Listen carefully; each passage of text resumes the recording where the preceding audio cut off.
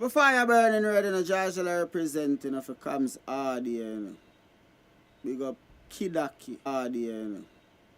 Big up Kidaki. Why you climb? Cause them heart no kind. Kams I say them heart no kind. Buxton massive. Kidaki. Red Hat.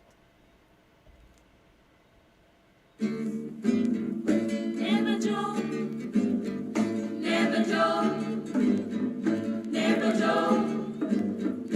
Oh, money, never money, never money, money, never money, money. I know what you can even money, money, never money, never money, money, never money, money. You can keep your conniving money when you've been knocked for a bum.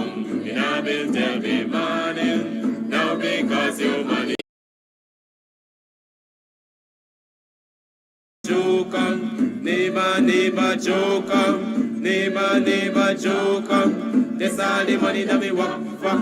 A 2 pound note and a get a piece. A 2 pound note and a get a piece. A 2 pound note and a get a piece. This all the money that me walk for. I said money, neighbor, money, neighbor, money, money, neighbor, money, money. And I don't want you conniving money.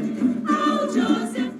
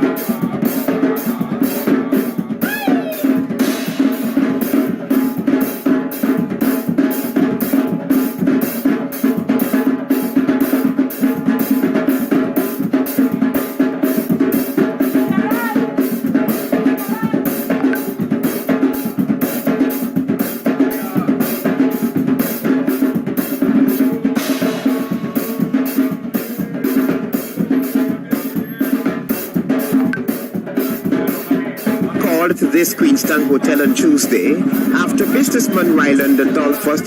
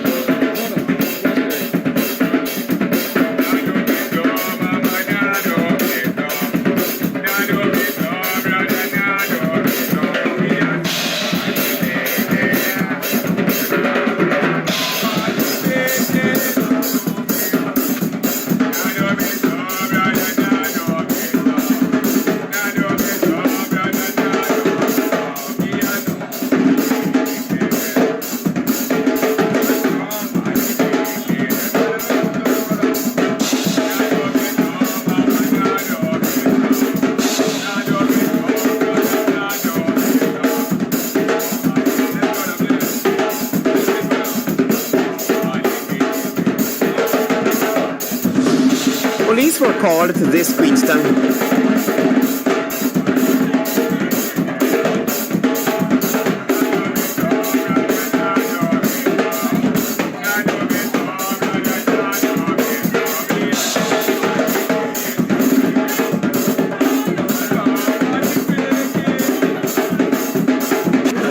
Yeah, this is Konganaya outside of Demico, the western pavement of Demico, and they are of course performing some cultural tunes Saturday morning.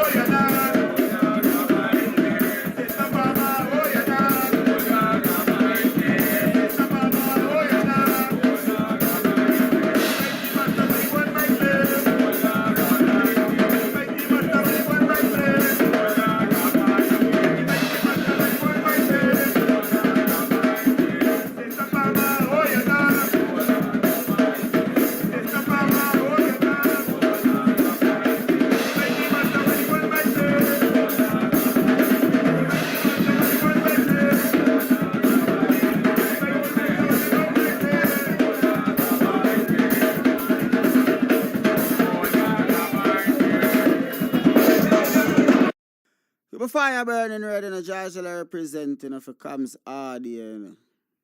Big up Kidaki, Buxton Massive.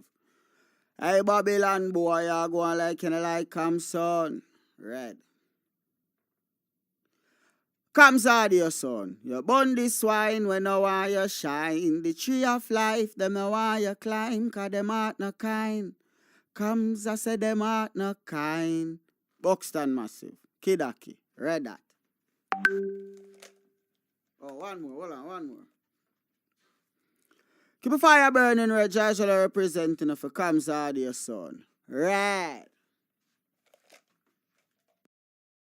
Never joke. Never joke. Never joke.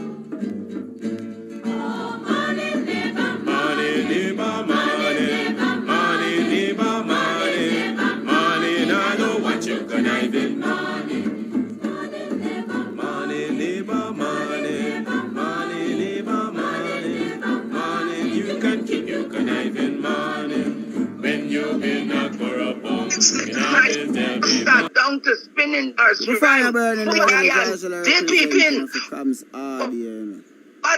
Big up Kidaki, Buxton Massive. Hey Babylon boy, you go on like you like Kams son. Red. Kams audio son. You burn this wine when I want you shine. The tree of life, them I want you climb, cause them heart no kind. Kams I say them heart no kind. Never joke. Never joke. Never joke. Oh, money never, money never, money never, money never, money, money. I know what you're gonna do. Money, money never, money never, money, money never, money, money. You can keep your conniving money when you've been a corrupt in a bill there be money. Now because your money done, you come with conniving money. When you had your pocket full, in a bill there be money. Now because your money done, you hustle for tell me money. Yes, money never, money never, money, money never, money, money. Now know what you conniving money. Never, never joke up. Never, never joke up. Never, never joke up. That's all the money that me work for. A 2 pound note and a get a piece. A 2 pound note and a get a piece. A 2 pound note and a get a piece. This is all the money that me work for. I said money never, money never, money, money never, money, money. I know what you conniving money. Oh, Joseph.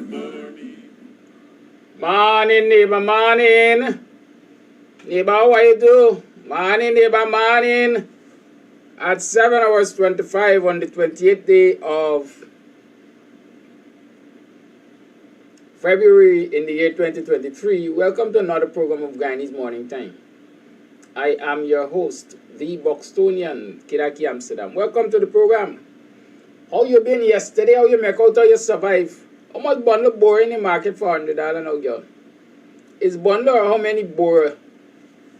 How many borers for $100? I think we could talk about bundle yet. But morning anyhow. How you make out? How yesterday went? Had a successful day at work? Did you see anything unholy, illegal, corrupt? What did you see at work yesterday? Were you able to thwart any plans of the enemy? Huh? Were you able to put a spoke in the wheels of the corrupt? I'm just asking. Rested well last night? Had some rest and recuperation last night? How many of you had some youth soup since you got up? These are all things that are crossing my mind this morning. But whatever it is, whatever you did, whatever you achieved, congratulations. Welcome to a new day. It's an opportunity, a new opportunity, a fresh start. You might not forget yesterday, but yesterday was just a stepping stone. Yesterday might have served to identify to you some of the do's and don'ts if you want to succeed, if you want to get to that goal that you have mapped out. Good? And so don't let us lose sleep over yesterday. Let us think about how yesterday can empower us to move forward tomorrow and today. So what inspired you from yesterday? Those are some of the things I want you to think about. Sometimes we can't always be negative. It's the 28th of February. It is the last day of the year because it's not a leap year. So we ain't got 29 days like the PPP had back when. Right. We got 28 days in this year, in this month. And so it's month end. Guyanese like when it's month end, especially if the month end falls on a fortnight. Because most Guyanese look forward to getting paid. Well, there are three pay periods in this country, really. Three pay periods. One, you can either be paid weekly. That is if you're a waged employee. You can be paid fortnightly or you can be paid monthly. Good? That is if you're employed with somebody. Most people you work with choose to pay you monthly. Some will pay you fortnightly and some will pay you weekly.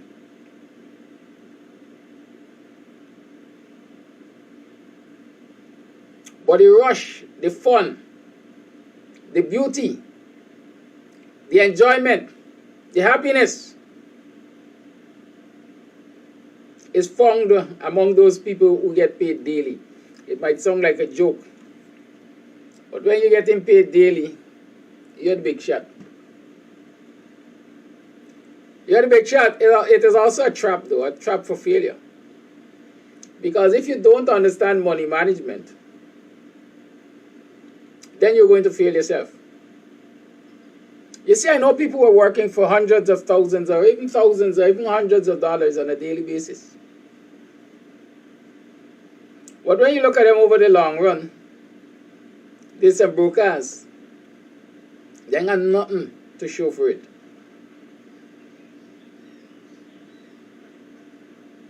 I know people who are paid weekly. And once they get paid that weekend, they're going to starve. They got to run and borrow. Because they don't understand money management. Likewise, there are lots of people who are paid monthly. And by mid-month, they're scavenging.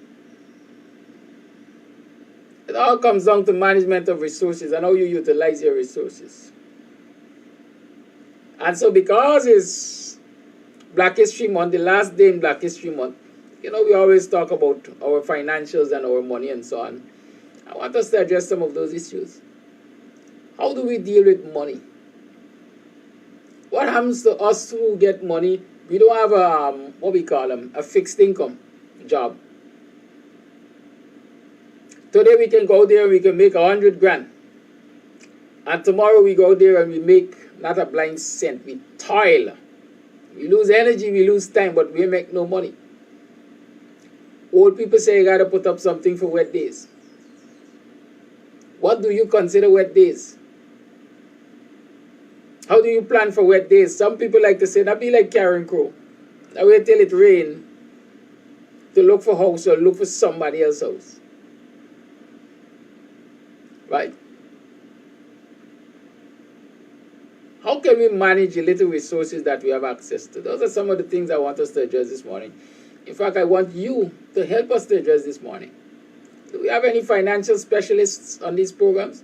Is there Novella Noble? I haven't seen Novella in a long time. CEO. Where is CEO? Has she become so fed up that nothing is happening that seems to be taking us out of this rut and she has given up? I don't know, I'm just asking. Right?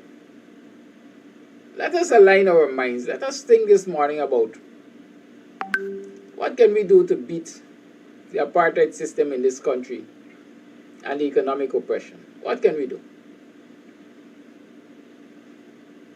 Apart from what is obvious, what else can we do? I came across a video this morning I want to share. I hope I find it. Because when I look at videos early in the mornings, I don't remember where they came from. Because the first thing I just do is start fretting. These people ain't got no chill, man. They ain't even allowing you for sleep.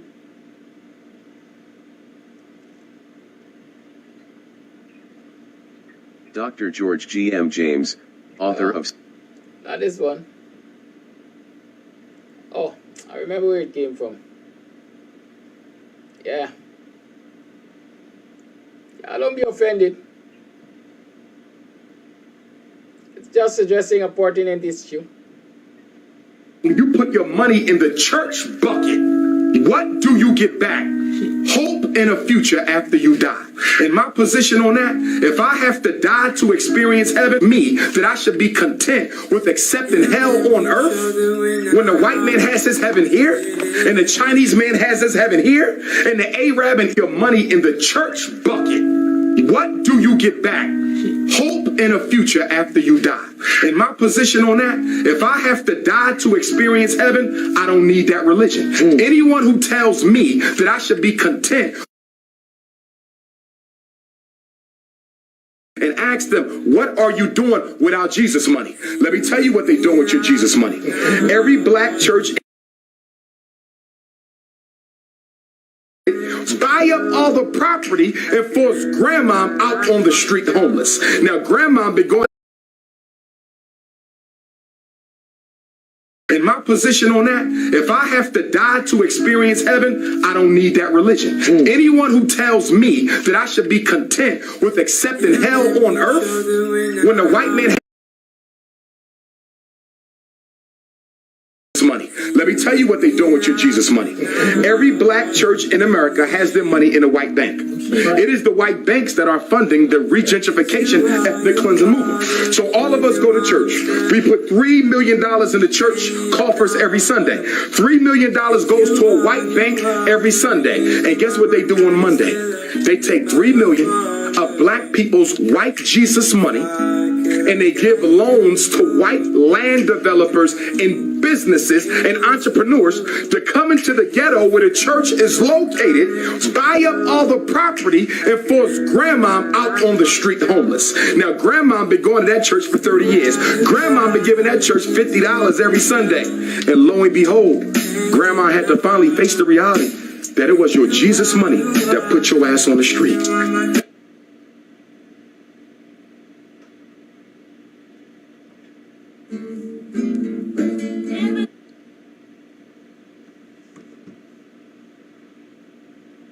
Recognize something there? Did you recognize something there? Have you recognized something?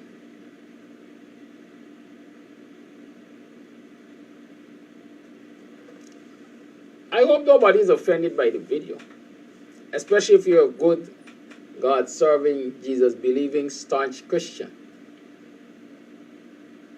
I don't think the video was intending to attack Christianity, but it was addressing an issue that needs addressing in our society, in our community. And that issue for me ain't got nothing to do with you throwing collection and tithes at church. It has to do with where does your money end up at the end of the day.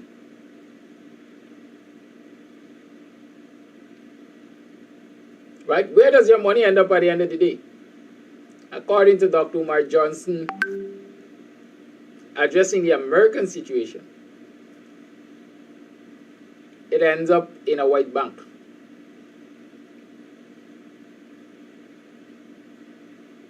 What happens when it ends up in a white bank?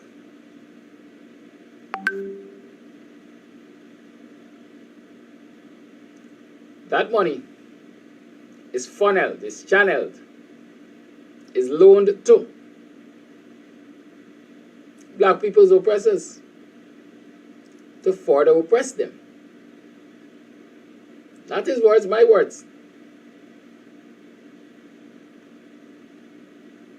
And then you come to realize, if you understand the banking system, if you understand how money works, that to a large extent it is your own money and your people's money that have been used against you.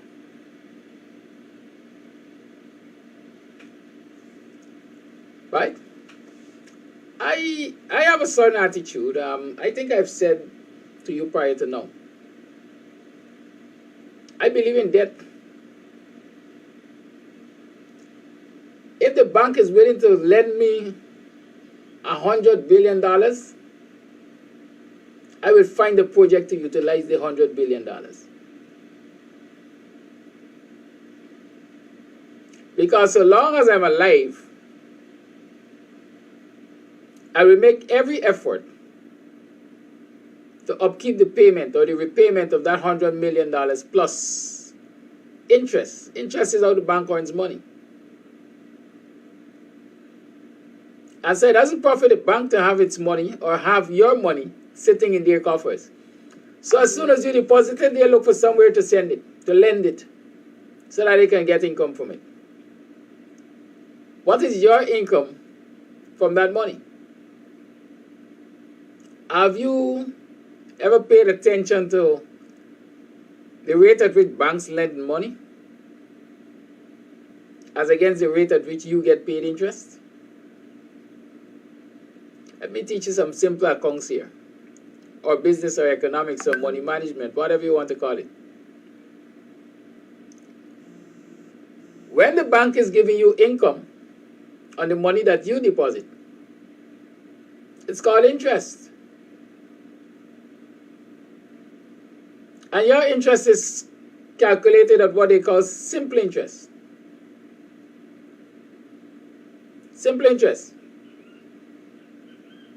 So if your interest is, as I noticed in this country, perhaps 0.001% or 1% per annum means per year. At the end of the year, they look at your banking balance and they calculate your interest. At least I think it is that simple. I don't know if it has changed over the years. So if at the end of the year you got $10, they calculate your interest in $10.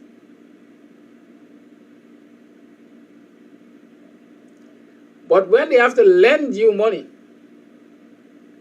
it's calculated on compound interest. Compound interest is a situation where interest gets interest.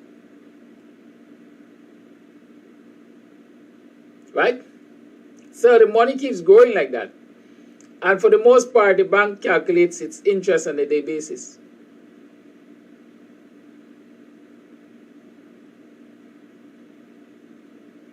Understand that?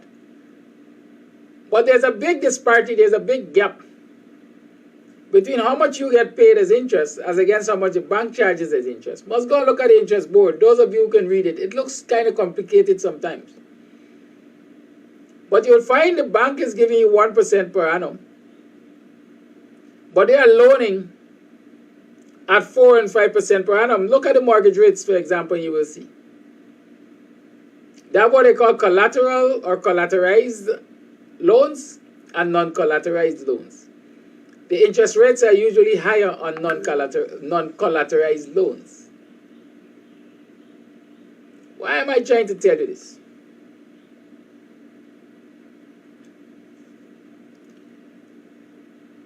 I'm trying to tell you this to say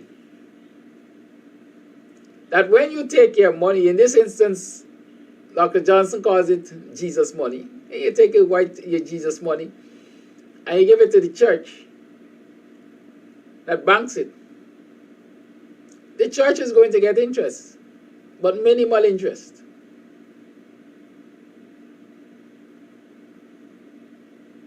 The bank is going to earn from that money at a maximum rate using compound interest.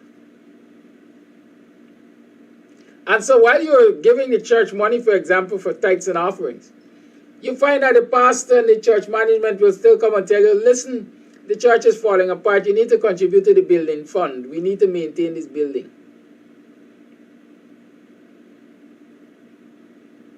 So you're giving tithes, you're giving offering, and then you have to give for the building fund. And then the church recognizes also a need in the community where children are going hungry. And they want to start a soup kitchen. And so you now have to contribute to this soup kitchen.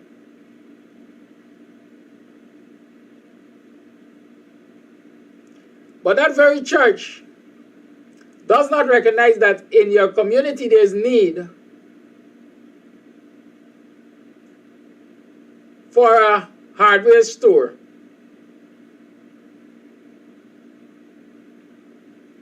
The church is not in the business of developing business in communities. Let me say that. But if they were to invest in a hardware store, they will be able to provide employment for members of the congregation. And they will be able to earn higher income on the money that they normally deposit to the bank.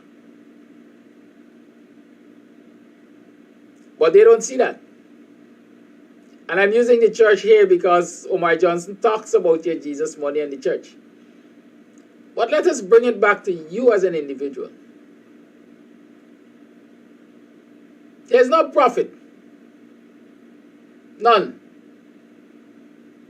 There might be security, but no profit. And you depositing all of your money to the bank. Because one of the things we have established in this country is, number one, black people don't like take loans. Black people don't like borrow bank money. There's a history and there's a reason for that. There's an experience which makes black people afraid of taking money from the bank. And two, if those blacks who are bold enough, strong enough, courageous enough to approach the banks for loans, they don't get an easy time. So what's the point of me putting my money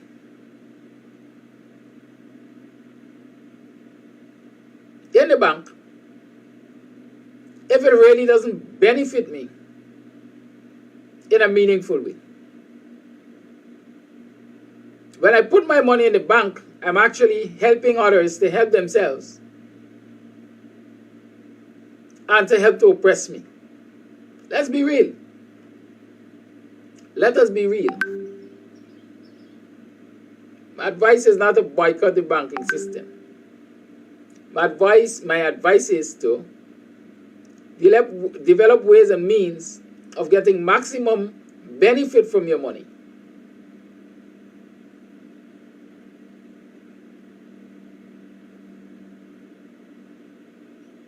And in as much as you can use the banking system to do that for you, you do it. But as far as I know, the banking system doesn't really help you to do that. At least in the Guyanese situation. I'm going to give you some practical examples.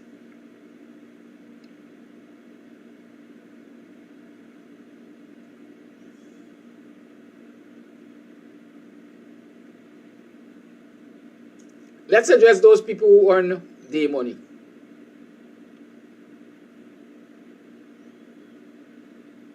The average laborer now tells you you work for nothing less than $7,000 a day. I think it's about 10, quite frankly, for some of them.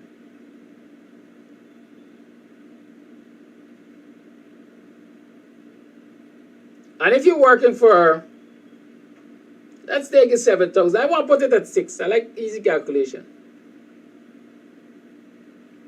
If you earn $6,000 a day, I'm sure you don't eat $6,000 a day, except if you're one of those who like to go in the corner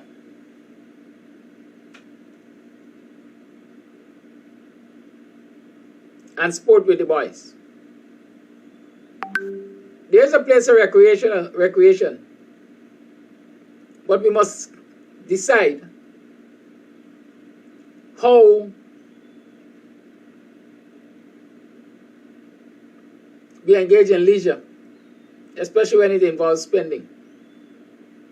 Are we going to go every day on the road to engage in leisure and spend thousands of dollars?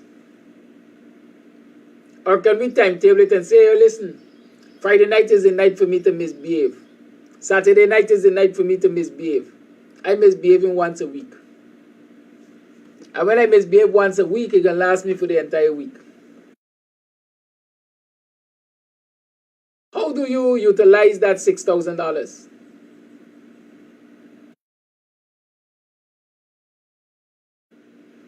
Because every day you have $6,000 at hand to grow.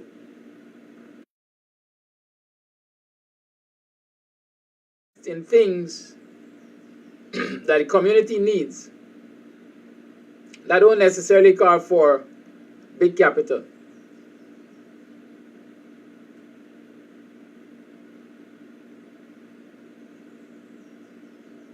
Do you underestimate how much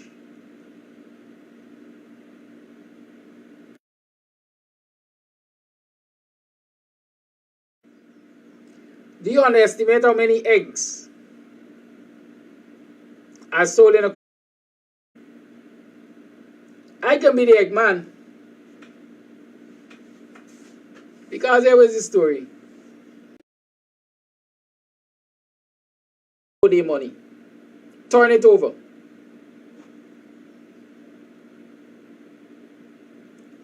You earn $6,000 today. Maybe tonight you get to one of the marketplaces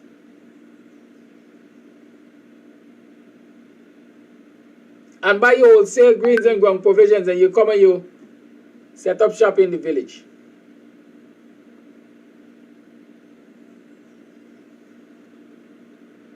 That's how you grow your money. I guarantee you, at the end of the year, you would have earned more than 1% on your income. I guarantee you that from that turning over, as we like to say that you're doing with your day money, you still will be able to set aside some for wet days. I guarantee you that once you manage it properly, you are going to see more growth and development in your life, economically especially, than if you rely on a fortnight money that you put on the bank or money that you put on the bank. As a matter of fact, many of us who rely on fortnight and money don't really get much to put on the bank, because it generally is inadequate to sustain us for a month. And so the man who got access to the money is the man, except that he or she has to understand how to manage that money and how to make it work for them. Because if they don't know how to manage that money and how to make it work for them, they will end up being the brokers.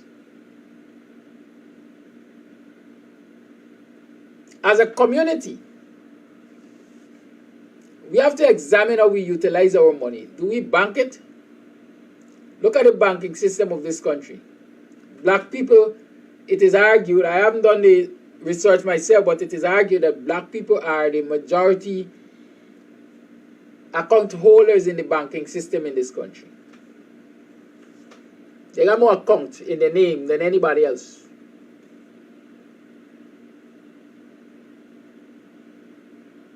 They deposit a lot more in the system, perhaps, than anybody else. But they borrow the least. Like I said earlier, them borrowing the least might be by design, or it might be by their own conscious choice. Because a lot of black people do not approach a bank for loans because they're afraid, first and foremost, to encumber what they have with the bank. Because past experiences, ancestral experiences, have shown them where the fine print was used to take away what they owned.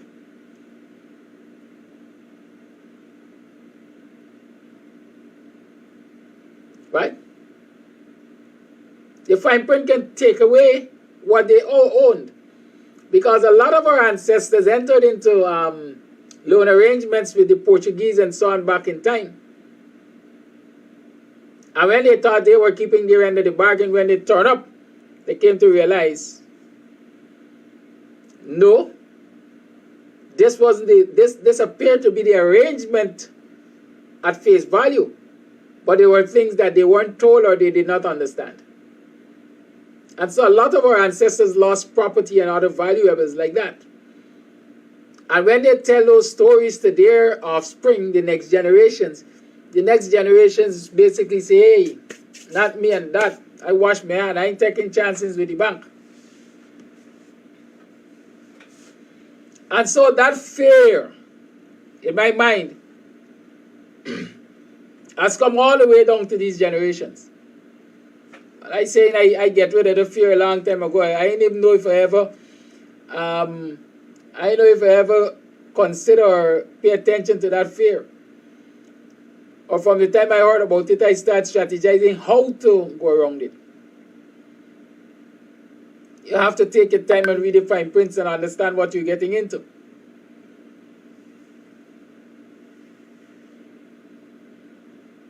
And if you don't understand it, then you have to have people in the community who can explain it to you. And that is why it takes a village. It doesn't only take a village to raise a child, it takes a village for everything.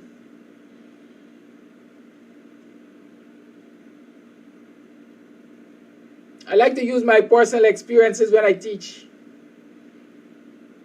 This one is not so personal, but it is personal because it involved me. Not so long ago, a friend of mine called me and said, hey, you got piece land. And this is our plan to utilize it. I say, hey, what's wrong with you? A piece of land at that location that you have it is valued more than a dwelling. And black people believe that land is only to build a house. It is valued more than a dwelling. Black people believe that they could only own business if they got money to invest in business. No.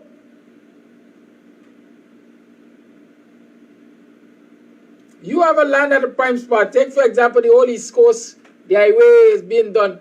The railway embankment is budgeted to be resurfaced and so on. All of those lands in front of the railway, as we say roadside lands, will accrue in value. The value will go up. Why does the value go up? The value goes up because with new roads and so on, it is expected that more traffic will pass there. More people will commute through the area. And wherever people are commuting, demands increase. And so there will be a higher demand for business space along these routes. And if there's a higher demand for business space along these routes, these lands that you have become prime property. They're more expensive because the possibility of them bringing you income is now higher. And some of us black people are sitting on those lands and all we seeing are waiting for building a house. Or I want to build a house on this land. Well, I'm saying to you this morning, brothers and sisters, stop seeing those lands as house lots. They're prime business spots. Because if you see them as house lots, a lot of things can happen. Number one, some savvy businessman can come and tell you he's going to give you $100 million to it. Because he sees it as a commercial spot. But you are seeing it as a house lot, and so you're seeing it value $1 million. He has seen 100 times that. And because in your mind you say, this is only $1 million land, and I get $100 million for it, is a good deal. And so you're tempted to sell. Not recognizing this. If you recognize it as a commercial spot, you will recognize that it has long-term income generation possibilities for you and your next generations. And so you think accordingly. If you have a frontside land, a roadside land, if you don't have the money to construct a commercial property, you can get a commercial property. For the mere fact that business people are looking all the time for lands to establish businesses, there's certain agreements you can own, you can enter into. The government does what they call a build to own or build, operate, own. Do you know that? The Berbice River Bridge, I think, was built on a kind of arrangement like that. Build, operate, own. Or if not the Berbice Bridge, definitely there are arrangements in this country where you have public-private partnership, where the government enters into partnership with private individuals to build stuff,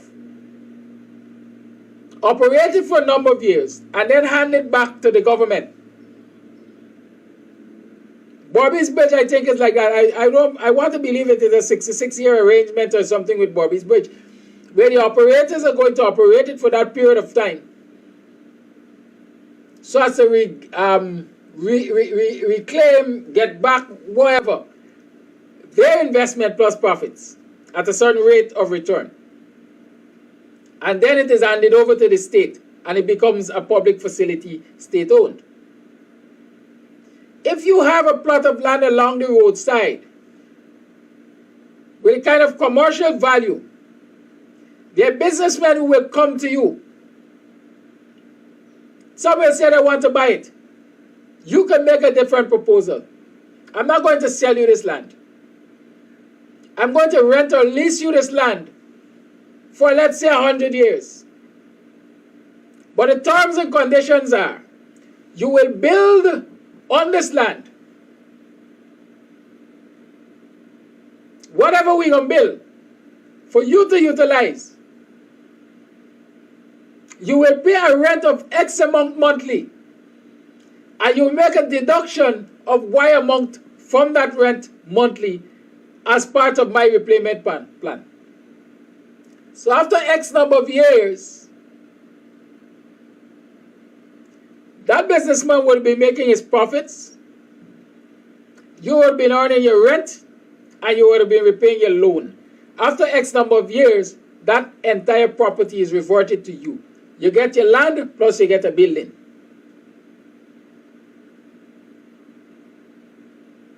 I know it has been done. I know it can be done. And I know in this time when there's serious land grabbing and scarcity, on the coastland especially, a lot of people will be willing to do it.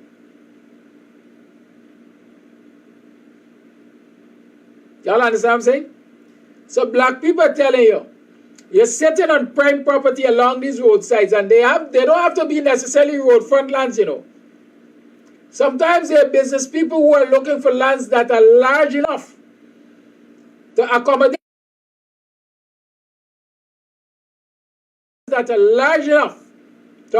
these things.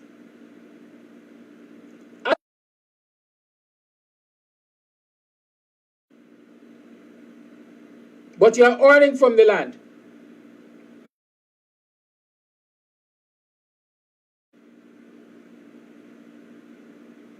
The stream is getting some effects this morning. Go in and comment.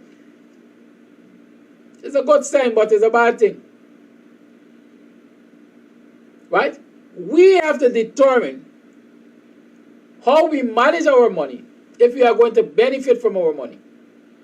And I'm saying this morning to you, our money does not bring us maximum benefit by sitting in a bank. Investigate bank ownership in this country. You know what I'm saying? Investigate bank ownership in this country. I addressed that already. I ain't going to address it again. But I can tell you it is because of the ownership of the banks in the country that black people can be easily denied loans.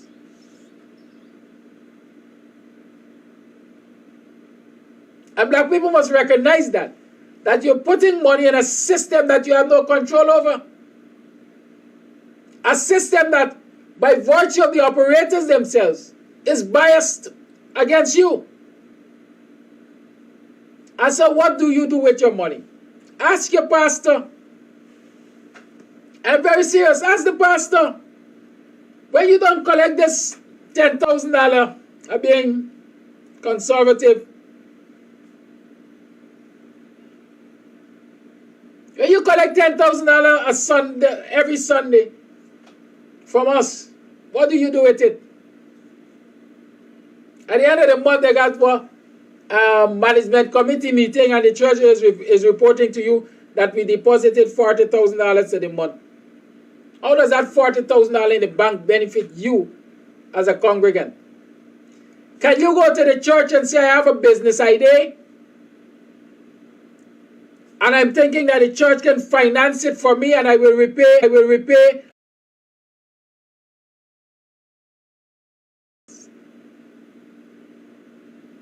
Apartheid. That's a sore topic for a lot of people. Apartheid this weekend or last weekend had the discussion on land ownership and reclamation and protection and so on.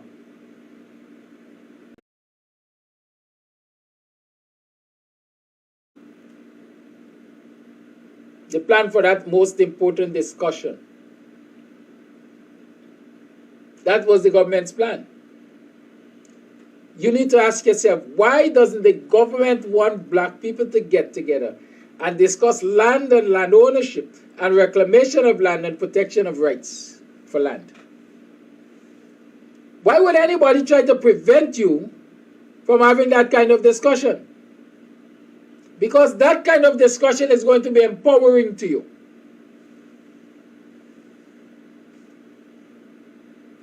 Y'all hear what I'm saying? That is empowerment for you. When you have that kind of discussion, like we're having this kind of discussion, it's empowering for you. Because you will hear of things that you've never thought of that you now have to start thinking about. And for that person who sent me the voice note yesterday saying that they never knew that you could get non-cash bail if you get arrested for protesting and other offenses. That is why these discussions are important. Thank you for that acknowledgement. There are a lot of things that people don't know. And until folks like myself take the time to teach and share the knowledge, they won't know. And they won't be empowered. And we will say that they have no interest. The government recognizes the importance of the work that the Apartheid is doing. And so since last year, they've been trying to scuttle the work of Apartheid. They withdrew and they withheld and up until now they're withholding the subvention. The money which will empower Apartheid to go to communities and provide the services like it is intended to do. Because if they ain't got money, they can't do work. And if they can't do work, they can't empower the people. But the people do not recognize the importance. They don't recognize the linkage of what Apartheid is doing and their empowerment and good. And so the people are standing by the wayside and watch the government mistreat Apartheid.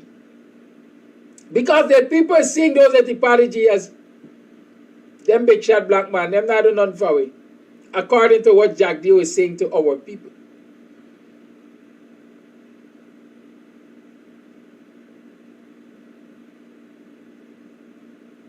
Okay? And so when Jack Dio and his cronies make certain allegations against Apartheid, everybody jumps up and join the bandwagon and say, you're right, the PPP right now forgive them no money.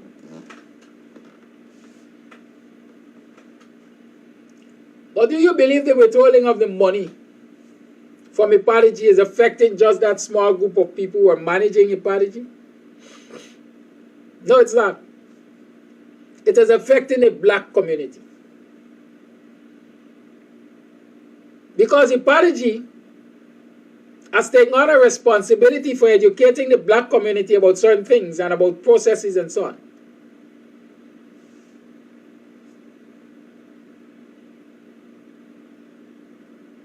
And so the faster we get woke, the faster we come to the realization that, hey, despite all the ills that are being said about apology, let me tell you something. I don't believe that they're angels.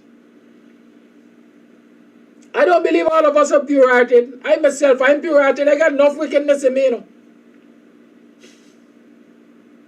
Right? I doubt whether there's a pure-hearted human being on the face of this earth. We all have our frailties. But as a people, sometimes we have to look past the small things in order to get the big things. And so the question is, would it benefit us to have apology shut down? Because there's certain disagreements among the leaders and so on? Or would it benefit us to have apology keep its doors open, continue to do the work that it is intended to do, while we work on fixing the broken aspects of it? Jack Dio and his cronies, his friends and so on will give you the impression that it is best to shut down apology. I am saying it is best to work with apology and work among ourselves to fix the issues which exist in apology that can be negative energy. Folks have said to me, and they continuously say, we never hear about apology. We never heard of apology until Jack Dio started talking about the money. Fair enough. Fair enough. A lot of our black organizations are not as visible as they ought to be. Because a lot of them don't do the kind of outreach to communities that they ought to do. They rely on the media to tell their stories. And they don't control the media. And so since they don't control the media, when they send their press releases,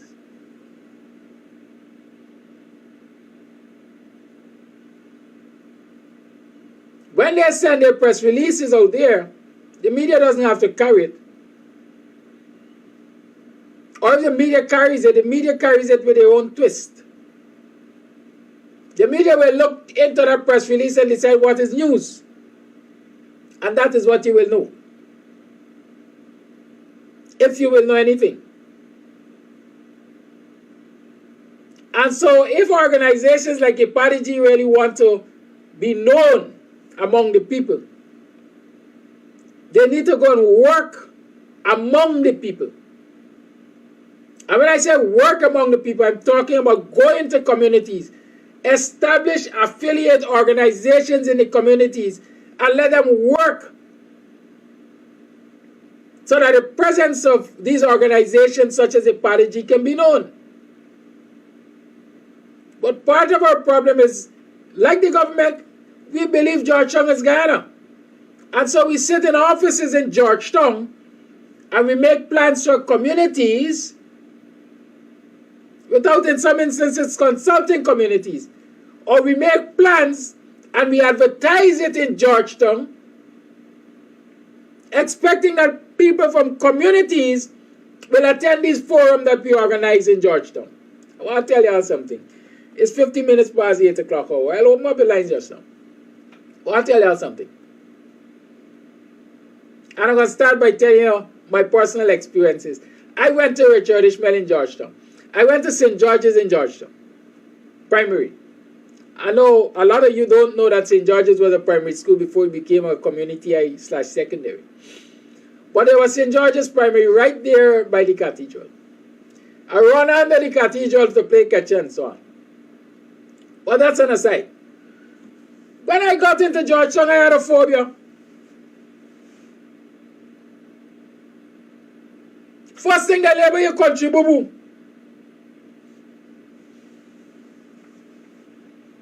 Country boo-boo. Country come to town. That thing has a psychological effect on people. There's some people across this country who have never left their villages to go to the city.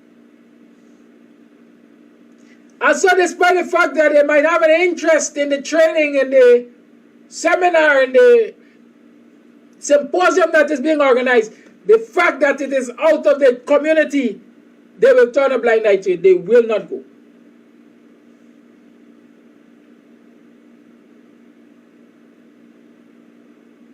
Because one of the first things people tell themselves, once I go to this forum, this symposium in Georgetown, I have to be able to speak like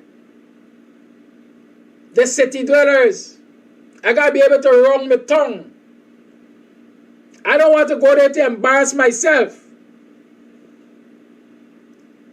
And so it might do this organization good by bringing some of these very discussions into the villages in collaboration with local or village organizations, and where people feel free that they could come out and they could talk the native language. Them can talk away at you. And nobody ain't got to judge them because all the way they attack away at you. These are some things our leaders, our organizations, national or otherwise, must consider. And so it was good to have that land discussion at Critchlow Labour College eventually Sunday last.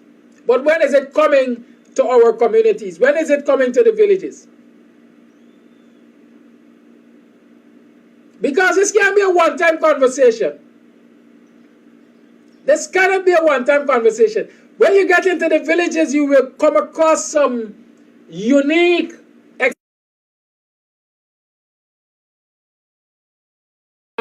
Coffee 250, like the 1823 movement. Y'all got to come into the organization. Every organization believes that their representatives should be in charge. Grieved that he is not allowed to have his way, or his organization is not allowed to have their way.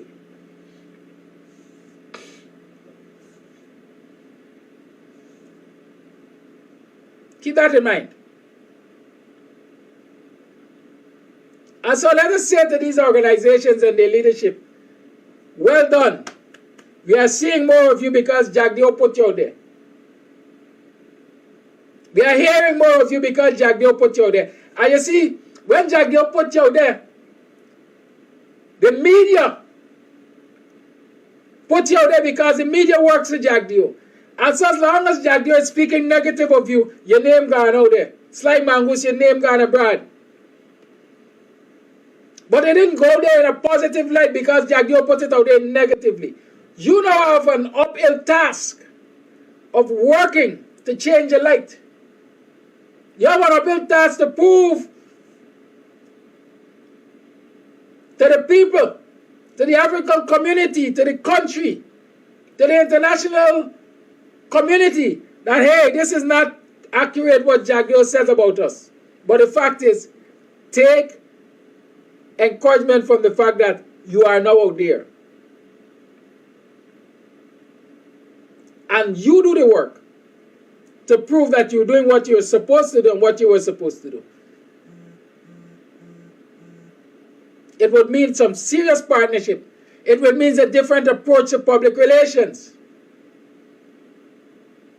You cannot only rely on social media, for example, to advertise symposium just like as the one we had Sunday. I don't know if there has been any advertisement on television or radio. I don't know. But I'm saying that has to be done. Sometimes we got to bite the bullet and pay for full page spread in the popular daily newspaper, because they're going to refuse your money. They're going to refuse your story. But as long as you want your story to be told and you're willing to pay for it, they have no option. They're going to take your money and they're going to carry your story.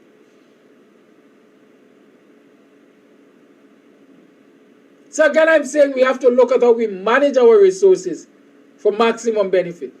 Apartheid is one such resource for us, the African Guyanese. The people of African descent, Apartheid is one such resource. How do we manage it? Or how we manage it is going to make a whole lot of difference in whether it succeeds or not. A lot of these organizations are led by older folks. Some people might say they got the knowledge, but they ain't got the energy.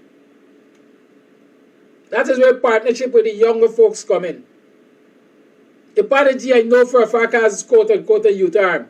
Let the youth arm go into the communities and form partnership with community youth groups and bring these kind of discussion among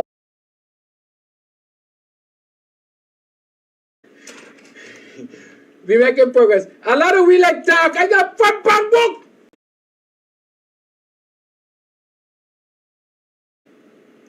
Them two jackass scared where you see a run up and down the road there.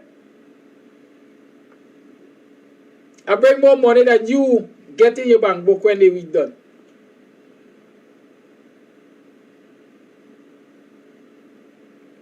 And the next thing you know, me move from two jackass scared and me get big sand truck. Sand truck is a contract for government. And me still again on the bank. Because money in the bank is money in the bank. It is not economic growth. It's not even economic security. We have to strategize. How are we managing our resources, including money? Land that you got by the roadside is not for build a house. Put the land to work and get the money from the land for build a house. How do you put the land to work? Enter into partnerships with business people who want land to build things. Buy. Make me one partner in this business. 30-70. As initial capital, I bring in land.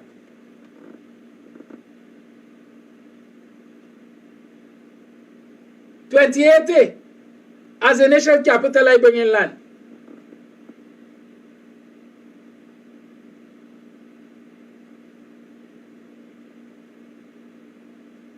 The land going to continue to provide income for you. But when you sell them off, in this time you will find that when you sell it for, can't even buy back a smaller piece. Can't even buy back a smaller piece. And then you realize, oh, shoots by. I got cash in hand. But I ain't getting income from it. I'm going to eat from it and it's going to soon done. The lines are open 6225933 is the number to call. You tune to the Buxtonian, the Guyanese morning time hosted by the Buxtonian. Kilaki Amsterdam from Buxton, Baghdad side. My father was a farmer and a sea defense worker. My mother was the wife of a farmer and a... What was she by?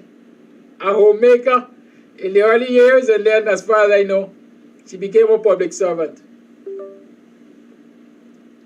As they like say, we didn't buy with ghost, put him out. You got bar with gold spoon in your mouth. But you could turn your silver spoon or your wood spoon to something. Use your wood spoon and turn them into silver.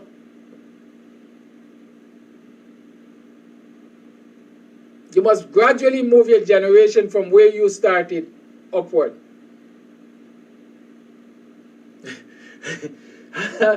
As a youngster,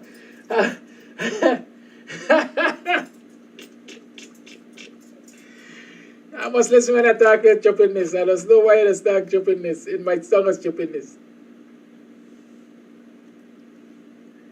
At 25, at age 25, I'm not sure I had a bicycle. I'm not sure I had a bicycle at 25, or maybe you used to borrow a bicycle. I'm just reflecting. I really can't tell you exactly if I had a bicycle at 25. But I know my son is in a much, much better position than I was at 25 in terms of ownership of a bicycle. He must have gone through several bicycles. Quality life, good morning. Yeah, good morning, good afternoon.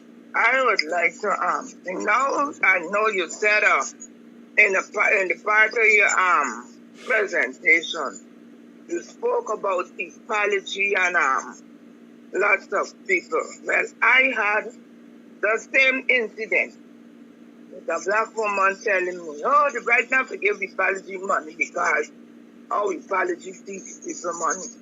So I had to talk to her roughly because what black people don't understand, this installed regime destroys everything that we should have. And they realized that lots of, when we came here, all our history and cultures were taken away, and it was replaced by Christianity. And we all know the type of Christianity. And when you got people like Ecology and other African organizations that is trying to uplift those black people, I'm an African because I'm uplifted. They don't want to listen. And the slightest thing the installed regime throws against the African sensitization mechanism in the form of ecology and other cultural and African organizations, the slightest doubt they throw, many of the black people jump to accept the negativity and make that negativity their mantra, because they don't ever look back and they don't ever stop to say, why is the Indians or the Kudi people trying to persuade us to turn our back on what we should have known? Why I say this, I don't want to go back to Sunday's meeting with the apology.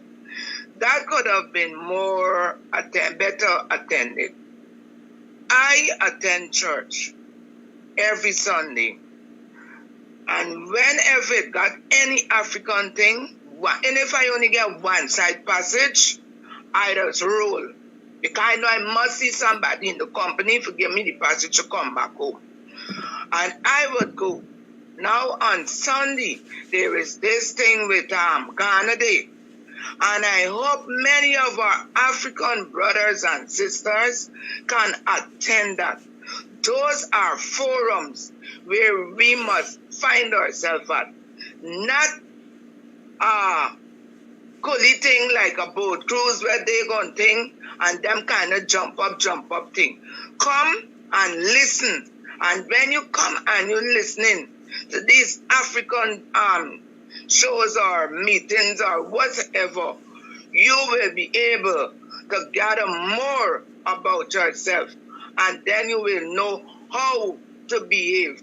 You will know that here, as an African, I was this, we were that. And we must not live down to the bottom of the ladder, like what Janet Jagan Todd said, that black people got to remain at the bottom of the ladder. And they're doing all they know to keep us down to the bottom of the ladder, not me. Now with this thing you spoke about money, I worked as a nurse. I was a single parent. And I used to tell my children, I said, every time when you see we got an increase, I used to tell them here, we be living to the salary what I did getting before this increase.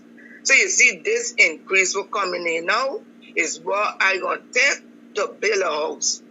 And I made up my mind. I put aside a lot of things as a woman to get a house. I lost it by fire. My neighbor, they burned it down 91, and I walk and I build it back. You know where I live.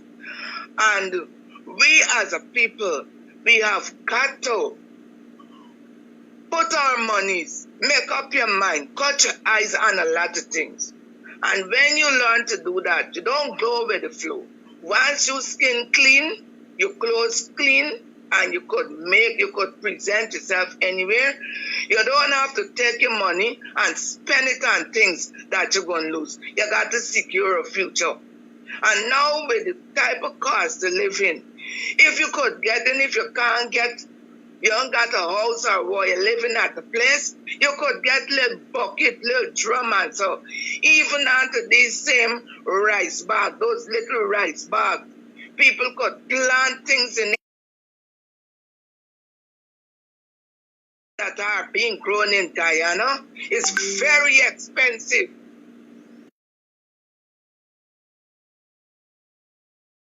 that is being grown here, fetching a market value of 1,000, little below 1,000, and these exorbitant prices attached to food that is being grown here. If it was the other way around, you're paying Buxton massive. Hey Babylon boy, you going like Kams son. Red. Kams audio son. You burn this wine when no want you shine. The tree of life, them no want you climb, cause them heart no kind. Kams I say them heart no kind. Buxton massive. Kidaki. Red that. Morning, neighbor. Morning. Morning. New day, new month, new opportunities. Good morning. Welcome to another program of Guyanese Morning Time.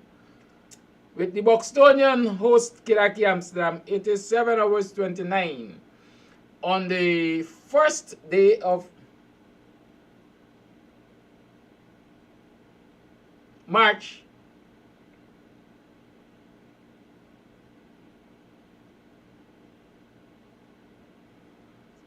2023. Yes, it's the 1st of March 2023. Welcome to the program. Oh, y'all been, y'all make out yesterday and so. Y'all tell me now.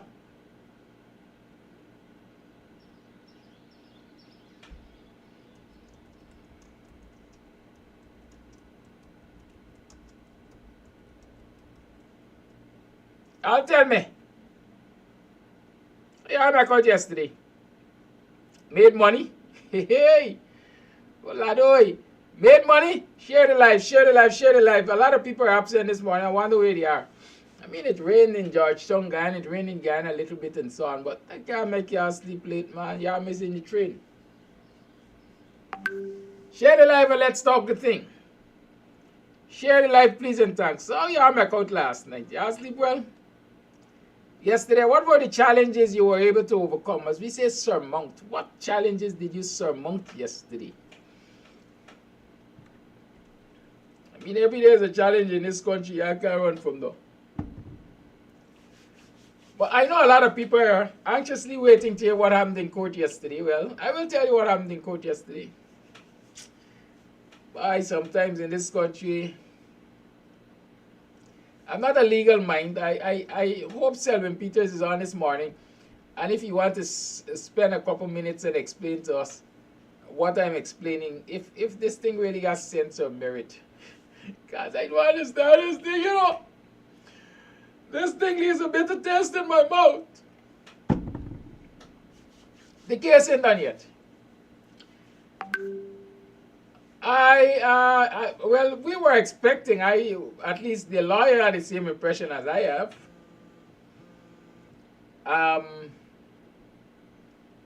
that yesterday the magistrate was going to give a ruling.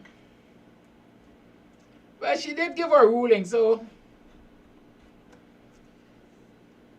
we were expecting perhaps a ruling, and the case would have been brought to an end yesterday by virtue of a not guilty verdict or something to that extent. But that wasn't the case. As you know, I had to return yesterday at 11:30. And the magistrate said that the police made their case. The police presented enough evidence to support their charges or charge. And so I will now have to, in my word, lead my defense or make my defense on the 8th. The 8th is next Wednesday according to my calculation, because today is the 1st, Wednesday to Wednesday, 8 days they say. So I'm expected to give my defense, make my defense, take a stand on the 8th. Stand on the 8th. Reconnecting again. They don't like your attacks on things, you know. Right, so we were saying go ahead and make a ruling, because I'm not going to take a stand to say anything.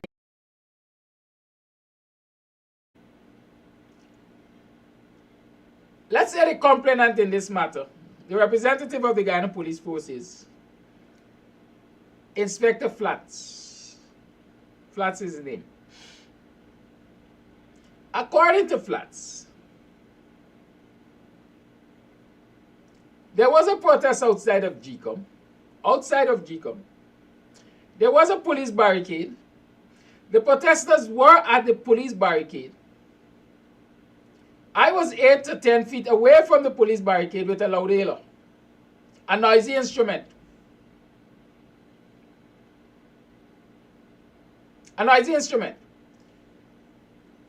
They tendered to the court a DVD of a TikTok video showing me using the noisy instrument and shouting into it, whatever.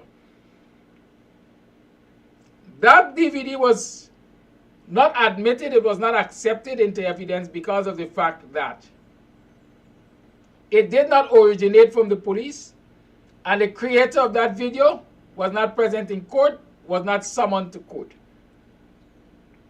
So as we might want to say, perhaps that was hearsay in itself. Because of course, the police couldn't say if the video was altered, they couldn't say if it was doctored, whatever. So it could not be accepted. The next piece of evidence the police had to place me there was a photograph, which Flat said he took using his mobile phone. He explained that in the photograph I will be seen in the background of the protesters or picketers using the loudailer. I was 8 to 10 feet away from them. When the photograph was tendered, there was no recognizable image of me. No recognizable image of me. There was what I would call a silhouette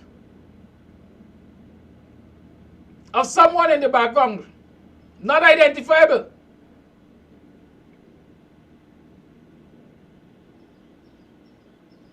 That was brought to the magistrate's attention. She said she took note of it. She will record in or whatever documentation that she couldn't identify who the figure was. The instrument which they claimed that I had, the loudailer per se, the arresting officer couldn't identify it definitively as the instrument, because he did not put, what should I say, distinguishing mark on it. So the police case for me surrounded my identification, the fact that I was present, or the fact that they claim I was present, and the instrument which I used. Those to me were the basis of the charge. And they couldn't establish any of them in my mind. When this was raised by my lawyer, the magistrate told him, well, you know, we could rely on, she used some kind of terminology. Basically, he explained to me that is word of mouth. They could rely, the court can rely on the statements of the police. Now, you and I know what police are in this country. They lie. They lie. For example, the arresting officer said he took loudailer from me. He never did. He never did. And so, that's what I'm saying, that the police made a case based on this statement by Flats. And whoever else, well, Flats was the main statement with the meat of the matter, quite frankly. All the other statements were to say that Flats took a cell phone to the cybercrime unit, I think, for them to extract this photograph. Flats gave them direction to find a TikTok video on Facebook, which they pulled down and saved on those kind of statements. So this magistrate is relying on what Flats said to say that the police have established the, boy would say, elements of the charge. And I must make a defense. I'm not making any, I ain't going on no stand. But I can say without a doubt, if she rules against me, I am prepared to appeal. I hope the lawyer and lawyers are prepared to appeal with me as far as is necessary. Because this sounds like somebody getting railroaded. Somebody else told me about the railroading matter yesterday too. I don't want to talk about this one because I don't want to preempt anything. But the person was fined big money, big money fine. But the case jackets can be found. There's no records that the court made this order. You think it's easy now? So that is what transpired in court yesterday. What else can I say? Let's wait for Wednesday next and see where it goes. But I ain't gonna be railroaded. I didn't intend to accept railroading. You see, some people might believe this is a simple matter of me being charged with the use of a loudale and noisy instrument, whatever you want to call it.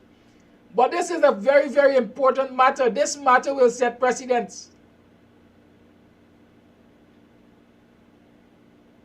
And since it will set precedents, we must fight it to the end.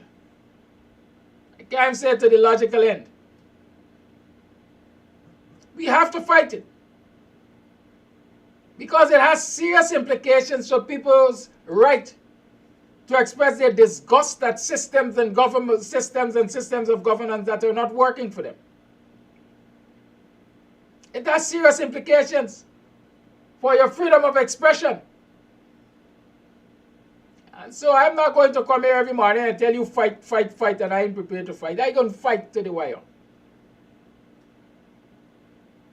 And so let the magistrate and everybody else who perhaps behind wherever they're planning understand that this ain't going down easy. I'm not going quietly into the night. It's 19 minutes to the 8 o'clock hour. I promised yesterday that we will talk about this land story and black people. But I want us to broaden it from land to property and property ownership. Not only land. Because like I keep saying, a lot of people believe that when somebody approaches them to buy the property, it's really the whole house. And the land is just a part of the deal. Because house don't build in the sky. It's the other way around. It is really the land. The house just happens to be there. Because anybody who wants to acquire land, wants to acquire land to bring into being, to bring into reality their dream.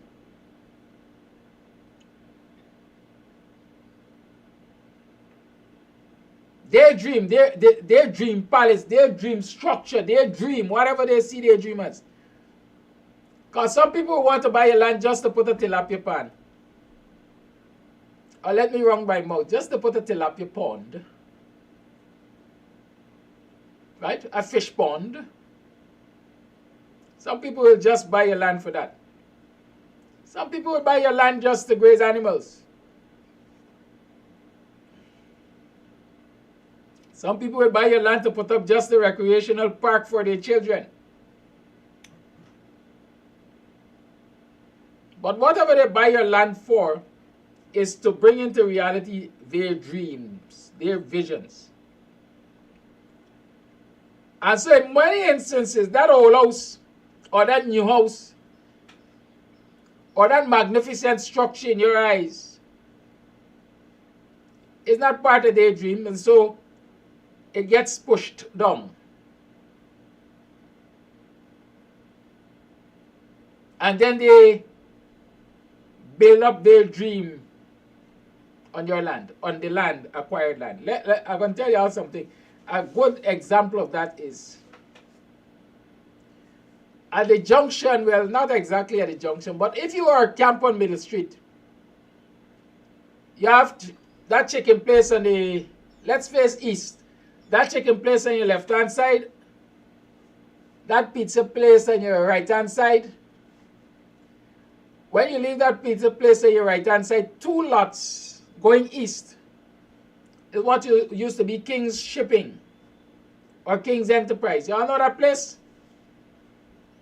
Below that, behind that pizza place is a place I grew up knowing as Trio La Chalet. Right? Trio La Chalet. I always remember that name because it has such a musical ring. Trio La Chalet. Right? After Trio La Chalet, there was a 3-floor property. Be like a 3-story. A 3-story building there. King's Shipping or King's Enterprise. Belonged to the Kings. My good friend Lennox King, may his soul rest in peace. Operated out of there for several years. And it was a family property to a large extent.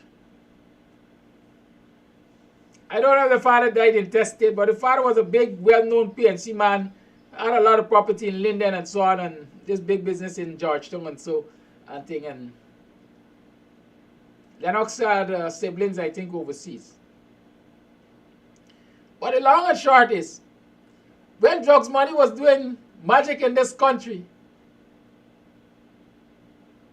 and young Indian boys were making a lot of money, I don't know where they were making it from. A relative sat in the US, from my understanding it is alleged, and sold that property there, the King's property on Miller Street. About 3 lots off Camp Street on your right hand side if you're facing east.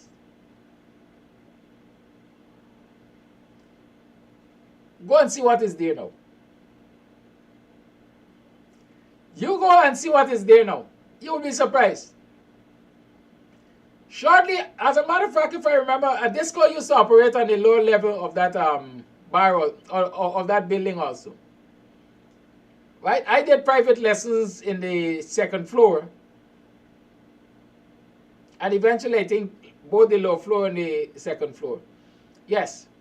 But the long and short is, whoever this young Indian chap was, or whoever he was fronting for, bought the property, left it to be vandalized a few mornings, and then pushed it down. Pushed it down. I am still waiting to see the majestic structure which will be constructed there.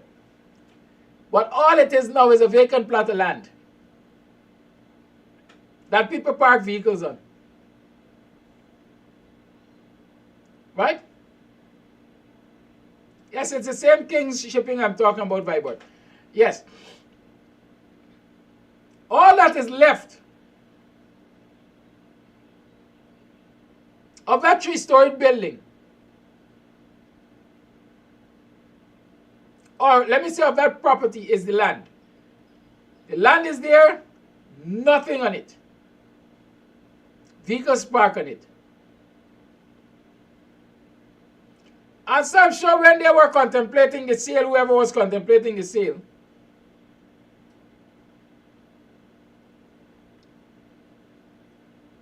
they must think, hey, we're getting a good price for this whole building.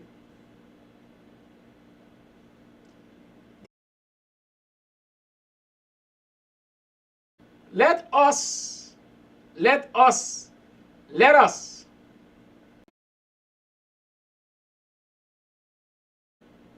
Like these people don't like it when I say land. Every time I say land, this thing we're connecting. You cannot build buildings without land. You can't build buildings without land.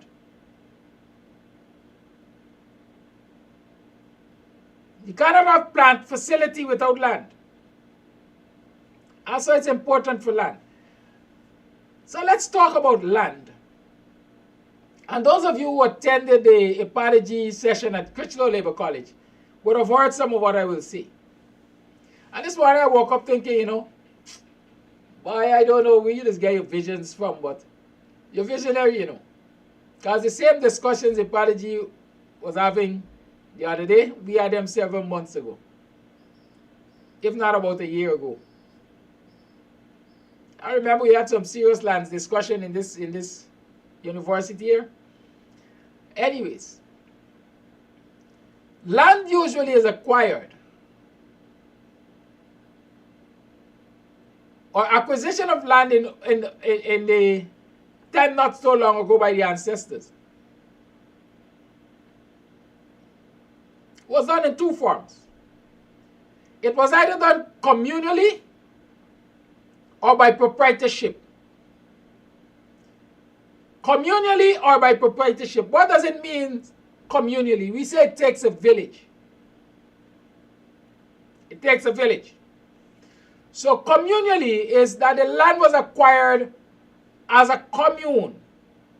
Like a co-op, all of the lands were acquired under this one group for everybody. This is commune land. This is community land. All of these lands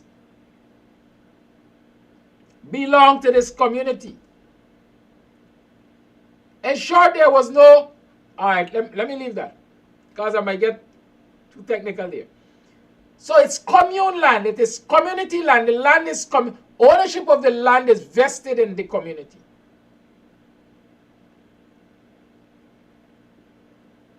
If you have land that is vested in the community, it is, back in time, the village council which governed its use.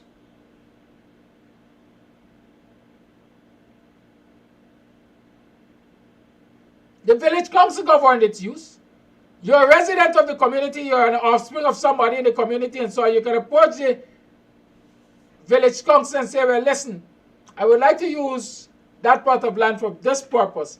They will set the conditions under which you could use the land. In terms of the number of years you could use it, what rate you pay per year, and what you can do with it, and stuff like that. Then there's a proprietary land, which suggests what? Proprietorship, individual ownership. Individual ownership, you own the land, you're the land proprietor. If you're the land proprietor, of course you have to pay your taxes and whatever else the state says. But you're free to do whatever you want with the land so long that it is legal.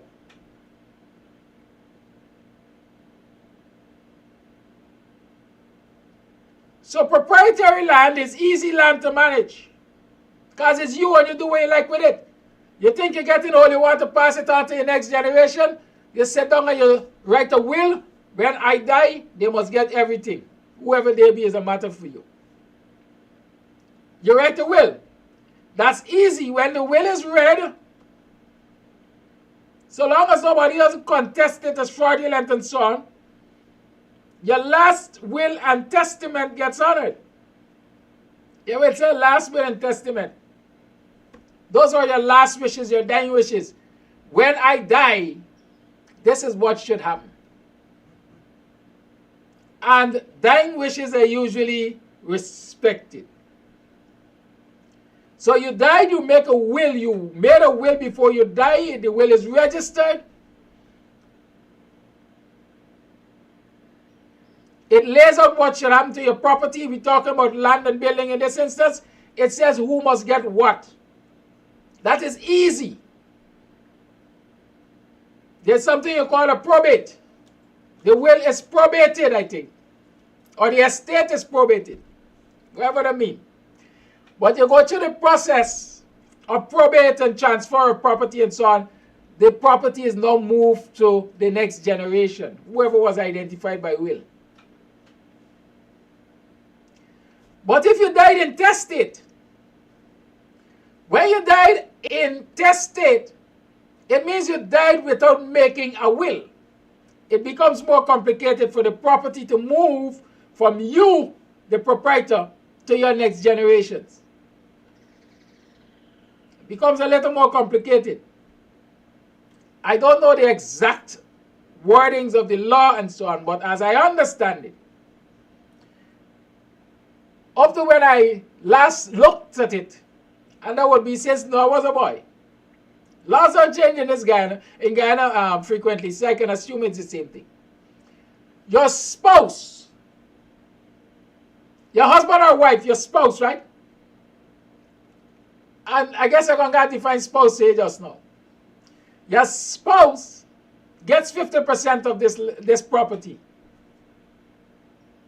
50% of the property. The rest is divided among your children. What they say, the offbearers or offspring of your union, your marriage, whatever. So 50% goes to your wife, your spouse, your husband. The rest is divided in equal shares for the children. Right? So let's assume this man got a $10 million property. He died intestate. He has a wife and he has 5 children. She gets $5 million. She gets $5 million.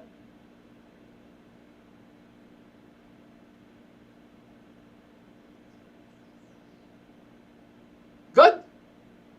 She gets $5 million. And the other $5 million is divided in equal shares for the children. At least that's what I understand. The last I checked, since Noah was a boy. Good. So if you know there's an update, I will welcome that update in the discussion. We can talk about the update.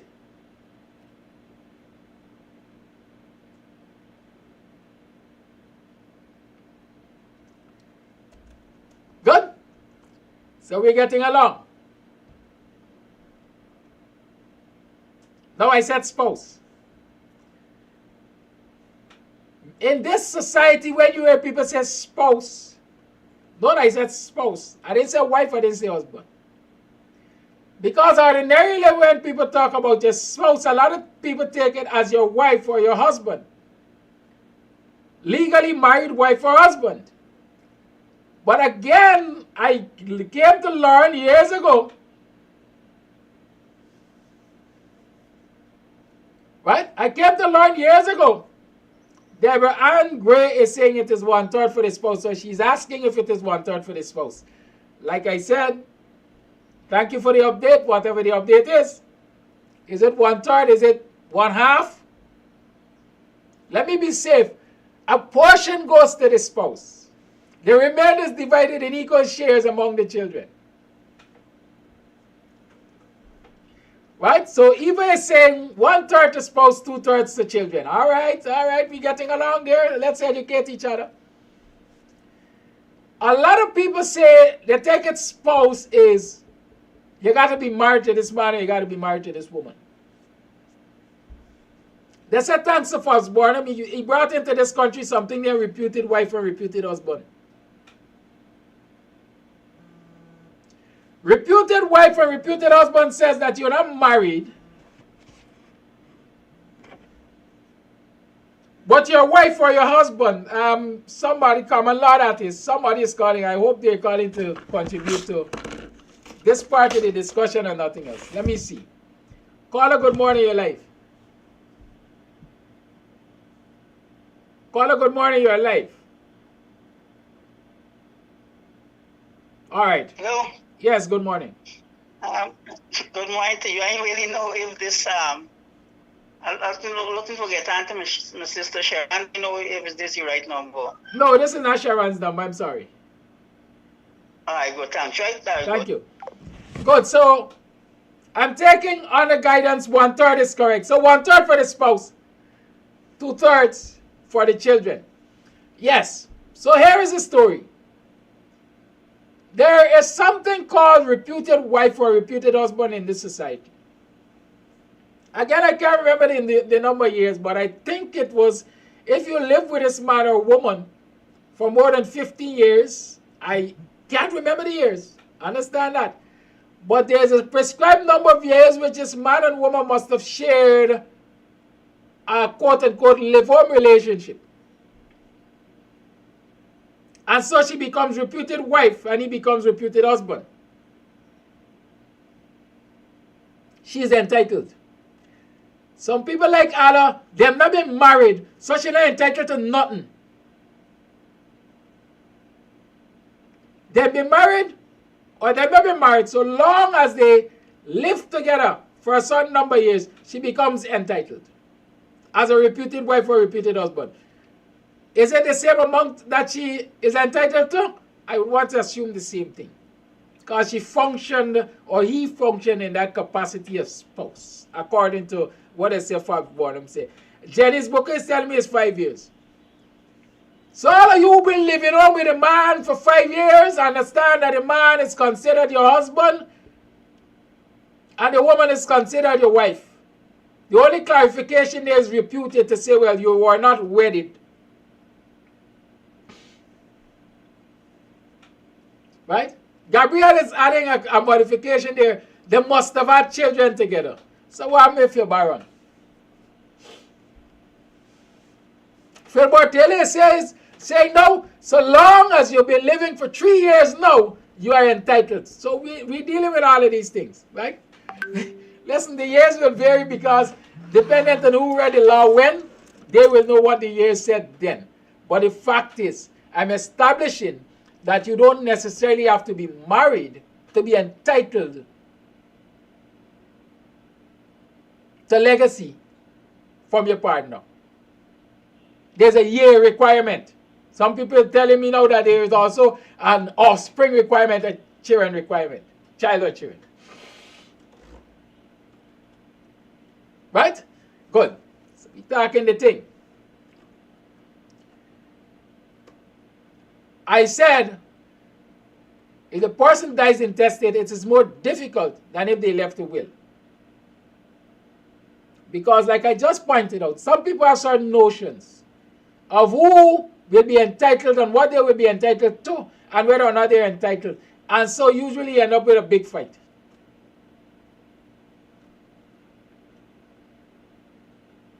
They end up with a big fight. Why do they end up with a big fight?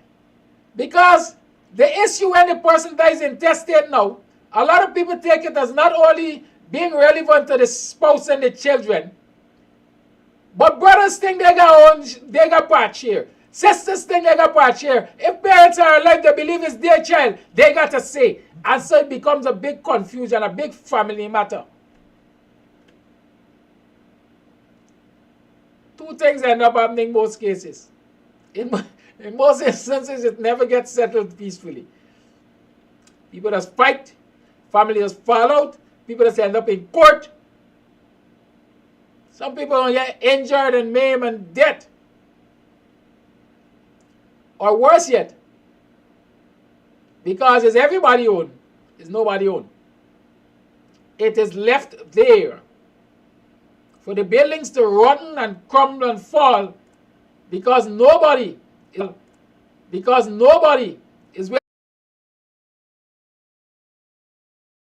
administrator, administratrix, as they say, female. Let's call it administrator. We use administrator. You have to get what they call letter of administration,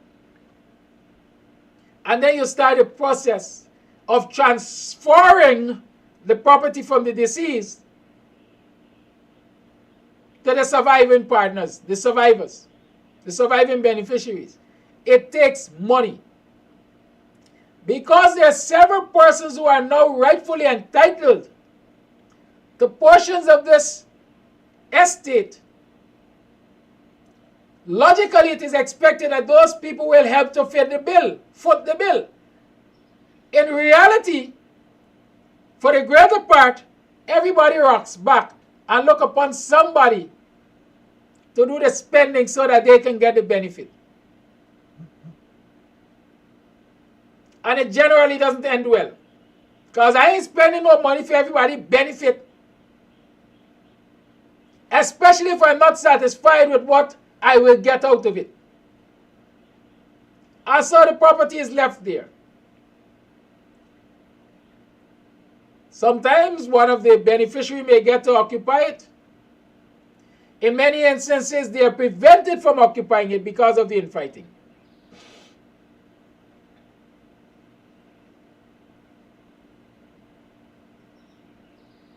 And so when you look around your community, you're getting close to them now. When you look around your community, you see a lot of unoccupied old houses falling apart. The lands, as we say, are banded. You ever heard the term banded? I grew up in a community, so we used to talk about banded. The land banded. It is really abandoned. Abandoned land covered in bushes. By what you banded over there, by, always say is look at that land which is unkept. Nobody's looking it after. It's full of bushes. It becomes a threat, a danger in your community, and eyesore. But most importantly, it's an example, it's a good view, an image of poor management of resource. Because number one, it wasn't properly transferred while the person was alive. It wasn't properly transferred in death. And it is there with tremendous economic possibilities, but families cannot sit together and reason that out and decide how we're going to move forward with it. So let's stay there, let the house fall down. While the house is falling down, family members are paying exorbitant rents. Family members are applying to government for land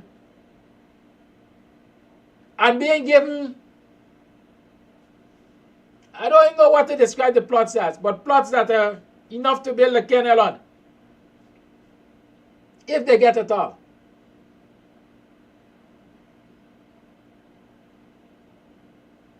And so after generation has passed on and passed on and passed on, a time comes when that knowledge is actually lost to the next generation because they never hear about the discussion of this land. Can they sit around and say she come a law partner listening, so let you get educated, let you know she entitled. You're going to pay some legal fees, send your contribution. You know the information. Cash App, MMG, Western Union, where's the other one, MoneyGram, and so on. Yes, awaiting candidacy. Yes. So after time passes, a lot of knowledge of what belongs to the family gets lost. And some smart aleck goes and try a thing. People are trying a thing with land, you know. But I can clean this land and I can put a chain link fencing around it. I can afford it. It's one out of two things can happen. That chain link fencing will either be left there, nobody ain't gonna trouble it, or the rightful owner gonna come and cuss me out and tell me move it. And if I have enough money and I want to fight them, we're gonna end up in court for it. And because I got more money, they're never gonna outspend them and bribe people and so on, and I'm gonna get it. Notice I ain't wrong in my mouth when I'm talking about this thing. I want y'all to understand. So some smart aleck gonna come and you gonna fence the land.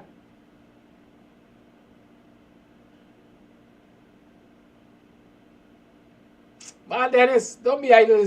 I mean, come on, Dennis. Like I said, there's time and place where we discuss certain things. Anyhow, we can deal with that. We can deal with that because they too find themselves in unions too. So smart aleck comes and he fences the land.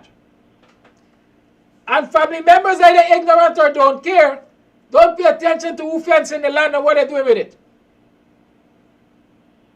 A smart aleck ensures that the land is cleaned, empowered, that is what fencing does, it empowers the land. And so, he ensures it is clean and well maintained for a number of years.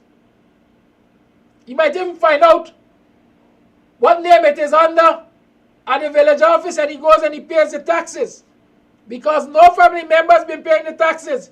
So he pays the taxes and he pays the taxes. Excuse me. And a number of years go by, and then he applies to the court for ownership. Now those applications, as far as I know, can take a number of different forms. There's what they call prescriptive right. And prescriptive right, again, these things are guided by years of occupancy. If you're on the land for about 11 years, I think, last I checked, it was 11 years. If you're on the land for 11 years, you can apply for prescriptive right. What you have to show is that you've been in occupation for that number of years. Maybe you've been paying the taxes, you've been utilizing the land meaningfully, you were never disturbed, and so on. Prescriptive right. If you're not challenged, the court naturally will grant it to you. If you are challenged, then you're going to go trial and all kind of thing, and you're going to get all this stress. Running up the court step every 2 mornings to settle this land dispute. At the end of the day, somebody going to get the land. Assuming that the family will defend the land to the last drop, the family going to spend more money to protect the land from a stranger than they would have had to spend to amicably transfer it to the new owners and distribute it as they ought to.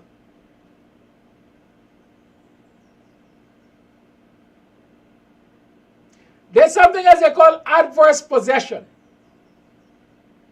I have refreshed myself on adverse possession, but in short, it's the same thing. Occupy the land, and then approach the court for it.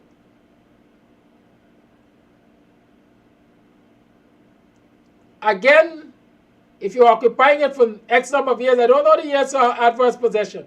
Maybe the same 11, I don't know. You approach the court. If nobody challenges you, you're going to get them.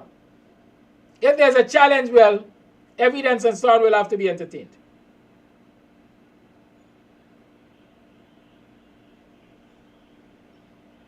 Understand that? Why did I agree to do this discussion this morning? Somebody said yesterday, tell black people go and get title for the land. I hope I've explained to you how you must get title for land and what are some of the difficulties of getting title for land. That is if it's proprietary land. The land is owned by a proprietor. But when the land is communal land, how do you get title for the lands? There are some communities which were communal, which as time went by decided, listen, we're going to change the proprietorship. And so the lands were subdivided and people were given ownership of their shares. Because let me explain this. I haven't read again recently what the story is. But there's some communities, some African Guyanese communities which were bought. But the money that had to be pulled together was so much that they had to get so many people to pull their monies. And so dividing the lands for each of the contributor would have made the plots so small that it would have not made any sense. It couldn't make sense. And as a matter of fact, I think the colonial powers have decided after a time that only so many people can buy a land and it can only be divided into whatever. So the communal lands are really lands that were bought by a large group of people and for whatever reason could not have been subdivided. Because it would have been too little piece to make sense. There's some communities where subdivision became possible and the lands were subdivided.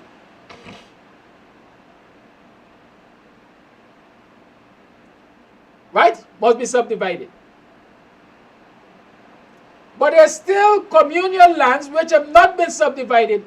And so no individual has an individual ownership of those lands. But rather, they have a share in the value of those lands.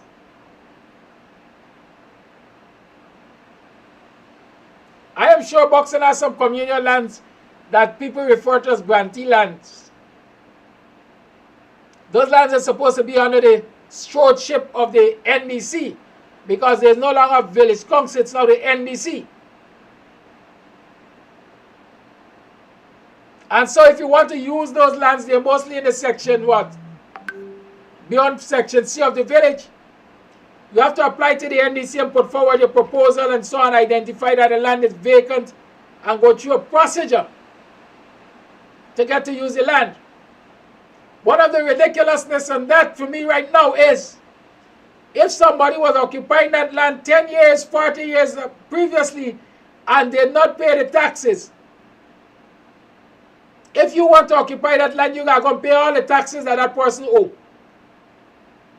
to the NDC before they transfer ownership, usership, rights to you so that you can use that land.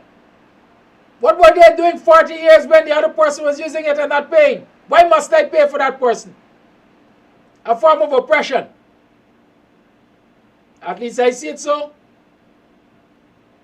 And that too prevents people from occupying communal lands, because the authorities who overlook the use of communal lands can be simply stupid sometimes. Let me just use that example, that terminology, simply stupid. Some of them don't be rational, or the rules which were laid down are not rational rules, because I can use it for 40 years, making money from it, not paying the council my due. And then I decide I'm either too old or too lazy or too tired or fed up of it, and I ain't going to use it no more. And so John wants to use it. And John is burdened with my outstanding payments.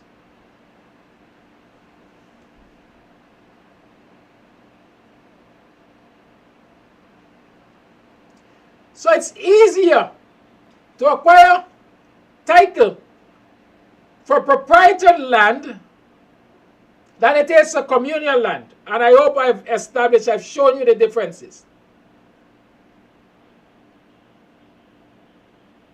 But yet, we have a lot of proprietary land that are lying around idle, that land grabbers are coming and occupy, and eventually claiming, coveting from their rightful owners. Why? Because the right.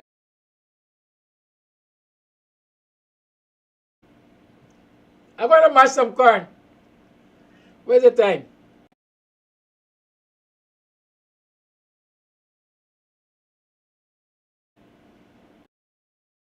I know of many situations of that kind. My mother always said to us, I'm going to be hand to mouth, you know, referring to herself and her siblings. I'm going to be hand to mouth, you know. And we had one auntie named Dear Aunt. She used to live at Tongue. But she will like how she really used to look out for me. And their aunt was well to do, from my understanding. And when she died, she made a will, you know. Or before she died, she made a will. And she bequeathed all that she had, which was cash, jewelry, kind, and land, cattle also, to her one nephew and what, 5 nieces or 4 nieces. That's my mother, her sisters, and her brother. Their aunt bequeathed that to them. But they were minors. And because they were minors, their mother had to be the administrator of their estate.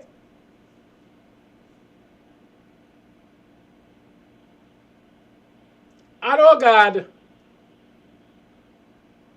according to what I was told, she knew what she liked with it. She must wear out and flash your body in the gold. She must last it, she must sell it, she must pawn it. Cash money easy for get rid of and stuff like that. She did the guards with the estate. But the one thing she couldn't get rid of legally was the land.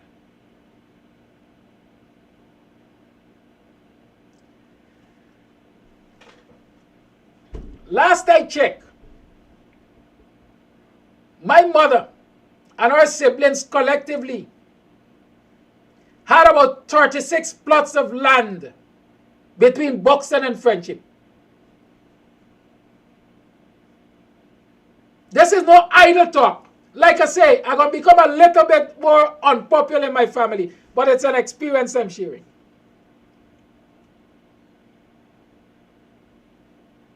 Because I, in my usual self, I did research and I had copies of the documents, the titles and so on.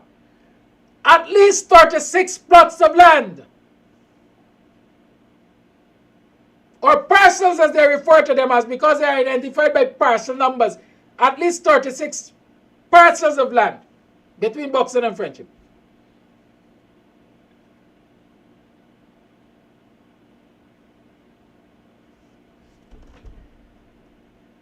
My grandmother was administrator. Those children became of age. Those lands were never transferred to them and their offspring.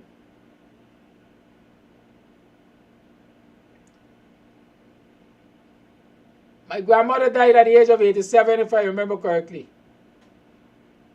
The administration of those lands were passed to their eldest sister, who I believe is close to 90 now. Those lands have never been transferred to her siblings and their offspring. I understand that she has made another relative administrator.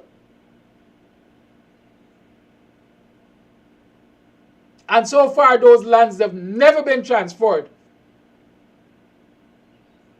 to the survivors. To the survivors. To the survivors of our siblings. Because my aunt is the last man standing. My aunt is the last person alive. From the original inheritors of those properties. And you know what is happening? While administration is passing from that generation to the next generation, to the next generation, to the next generation, strangers are occupying and coveting and getting adverse possession and getting prescriptive right. And so the number of plots that are recorded on the documents that I've seen have been dwindling. But what?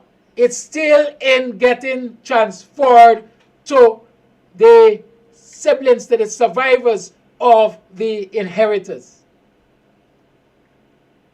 That is a good sign of black people problem. Because instead of sitting at a table and discussing, like I said, this thing has a cost. Let us work out who will bear the financial burden, or we're going to split it up so that everybody gets a bite of what they're entitled to. That is not happening. Is I got the handle, y'all got the blade, I am the administrator. If I say you ain't get nothing here, you ain't get nothing here, I ain't transferring nothing. Let others inherit it. That is the problem in black communities.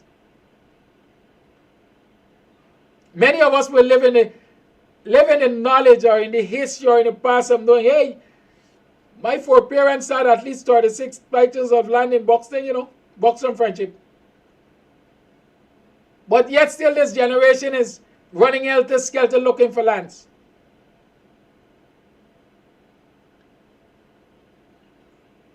That is an example of proprietary land, where the ancestors did the correct thing, but the next generations have dropped the baton. So the black man's plight with land and property ownership is a mixed bag. I am sure you find it in other ethnic communities. It's a mixed bag. Can it be fixed? Yes, it can be fixed. Will it take will? It certainly takes will.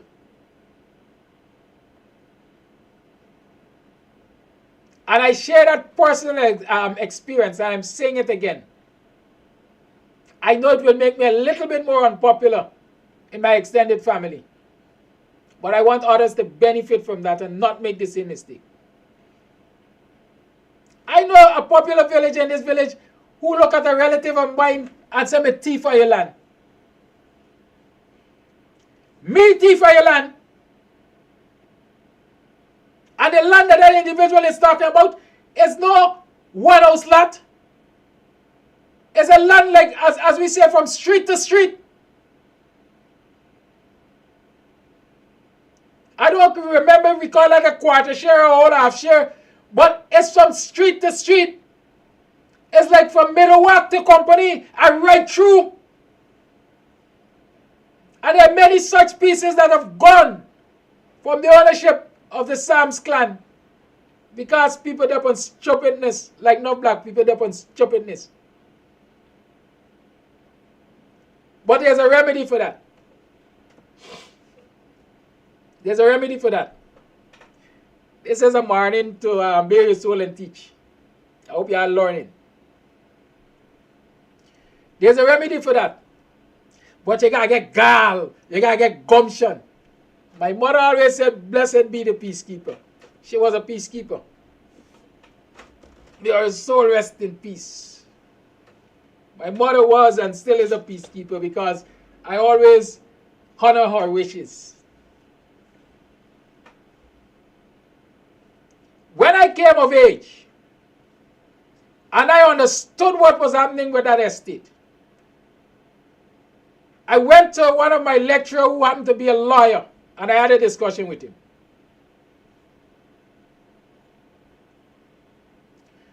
He said, Kidaki, you could carry auntie to court. Take her to court. Sue her. And you're not only suing her for the transfer of the property, but you are suing her for lost value for every piece of land that has been stolen from that estate. Make her accountable for it. My mother said, Kidaki, I'm begging you. I know you're going to do it. Please don't. Let live in love and peace with my sister them. I your daddy left peace land, and by God's grace, I get more land. Let me live in peace with and love with my brother and sister them. Not kind my big sister could. They never know the perhaps. I'm telling them now. And I'm saying it so that those of you who are listening can understand that if you're experiencing that situation, there's a remedy. You could carry the administrator to court and force the hand. But again, who wants to belly cat? Who wants to stand the expense? Who wants to be the black sheep of the family? Who wants to be isolated?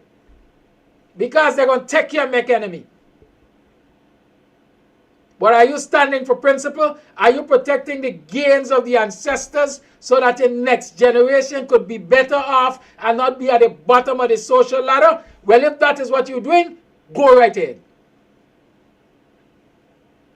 Go right ahead. Somebody can... Ayaga. Ayaga. Ayaga. Listen, let me tell you something. This morning I'll take me. I ain't want to whine too much. But that's what you can do. Long and short. And do not see it as an expense. Do not see it as a burden that you're carrying. Maybe you're the one who can afford it. Maybe you are the one who can afford it. Or maybe you're the one who have more will, more love for family, more desire to protect your inheritance or the legacy of your ancestors.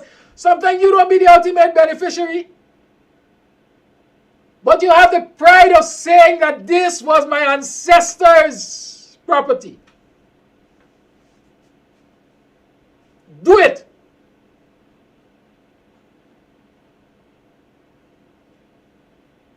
Do it. And at the same time, take the time to educate the next generation who will benefit from it. Let them understand the history of it. Let them understand the history of the ancestral struggle for acquisition of land. And in this era, how much more struggle we're going through to even hold on to what we have. Because at the end of the day, if you don't have land in this society, in any society, you will remain at the bottom of the social ladder. You will not be counted nor respected. You know there was a time unless you were a landowner, you couldn't vote. You had no rights if you had no land. They say change. Because they talk about universal suffrage now. Is that what they call it? Everybody could vote now. Once you're of age, you could vote. But voting doesn't give you a right, quite frankly. You're just going through a process. The people who get to exercise their rights in society are the people who have property and who have assets and who have financial wherewithal, and you don't get it without land. You don't get it without property. You don't get it, quite frankly, in many instances, you can't get it without inheritance because wealth is generational. And so if we talk about power, we want rights, and we want this and we want that, we got to ensure we hold on to what we got and build on it so that we become a powerful people by virtue of what we control. Why you think the PPP and their cronies and the Indians behind?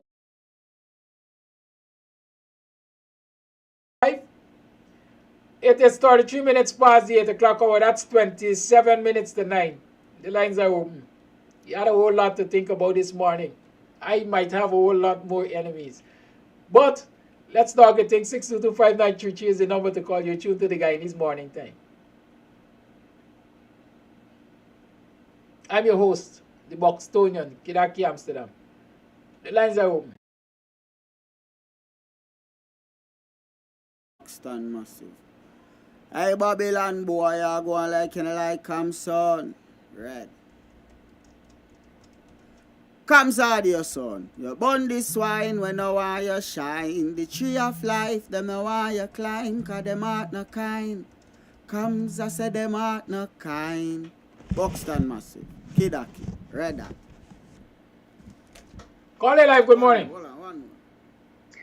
Yes, good morning, Mr. Kadaki. Good morning, everyone in Guyana, and good morning all in the diaspora.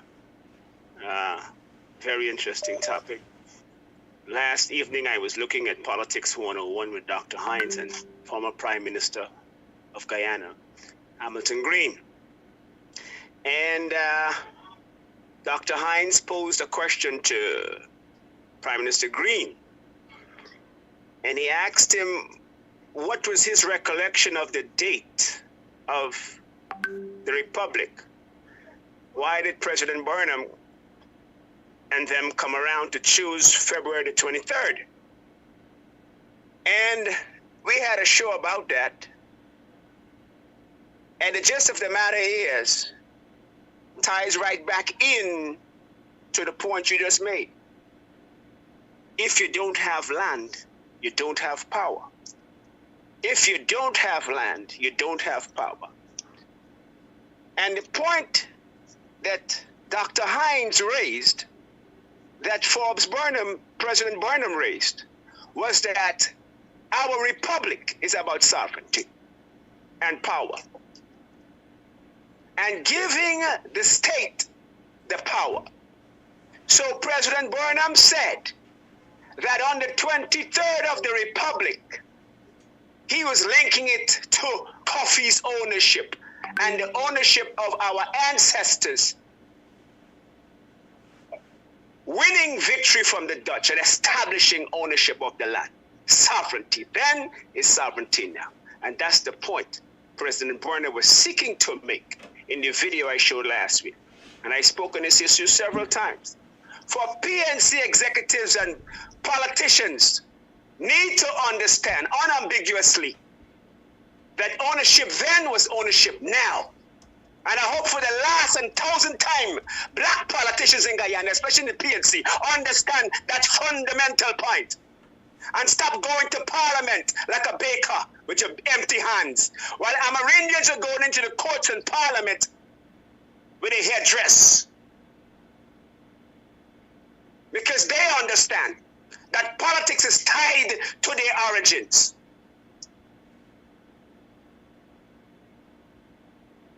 Mr. Alexander made a point in Thomas Lands a few days ago. He made a point about the Amerindians have a claim currently going on. I'm talking about the Apartheid Conference. Mr. Alexander was making 2 points.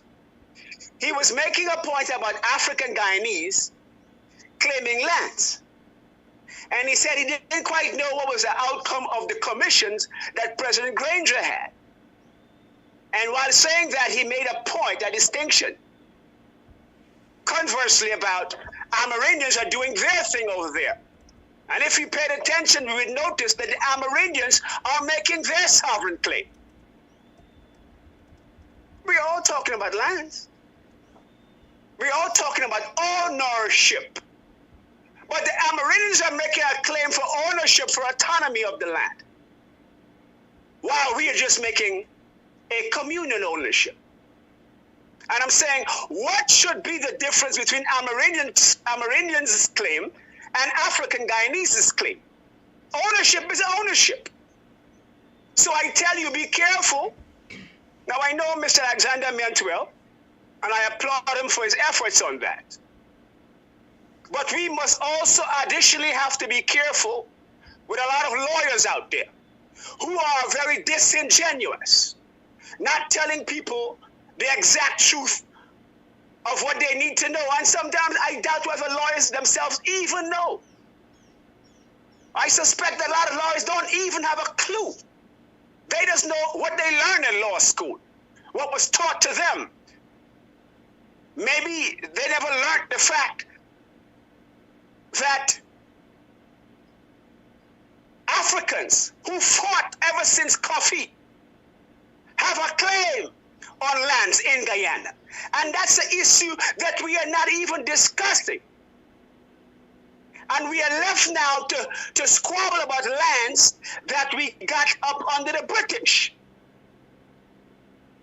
So that's where we start. It's like people telling us, well, life only starting in the Genesis of the Bible, when there was existence of life thousands of years before Genesis in the Bible. And Genesis is only 6,000 years old. My point is, we cannot allow people to determine when our ownership starts. So that's something for us to really consider. And I want to move to another point. There are at least 158 villages that were bought. At least. Mr. Kadaki, you're aware of that? At least 158. And counting. So, another point. While we are talking about the right of ownership, the commission that President Granger had was concluded on taxpayers' monies. And the last time I heard, anything from a commission, the people have a right to know. You just raised the point that we can take the administrator to court. We're not taking President Granger to court, but we're taking the government to court to release the evidence of that commission. I heard Mr. Alexander say as well, you know, a lot of us don't know. And he brushed that to the side. Well, that's his choice. Maybe he doesn't know. But we have the constitutional right to know, which means we can go to court and should go to court. That's the point you just made there, Mr. Kadaki. Take the administrator to court. We're not playing with this land issue, because you just made the point. Our ancestors slaved. So when you begin to quantify the suffering over hundreds of years of slavery, we can't afford to play around with that. Call her up. So, good. So, when we talk to our lawyers, we need to let them know that, look, we need to find out the specificity of that commission. First thing, because I suspect that the government and other people are squatting on Africans' lands, and the government doesn't want to disturb the water, so to speak. So we have to begin there. I'll continue this at another day to show us at least 158 villages which African Guyanese owned after emancipation. To be continued. Thank you for listening. Thank you for calling.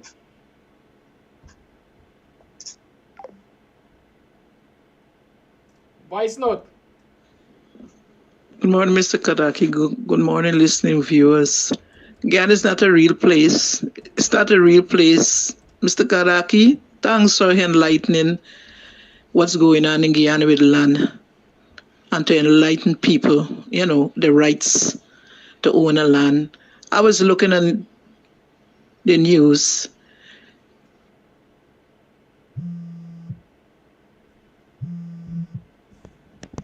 Call all the line. One guy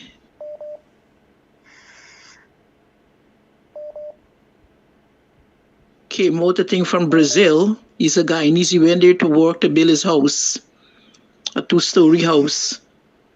And when he came out, somebody owned his house.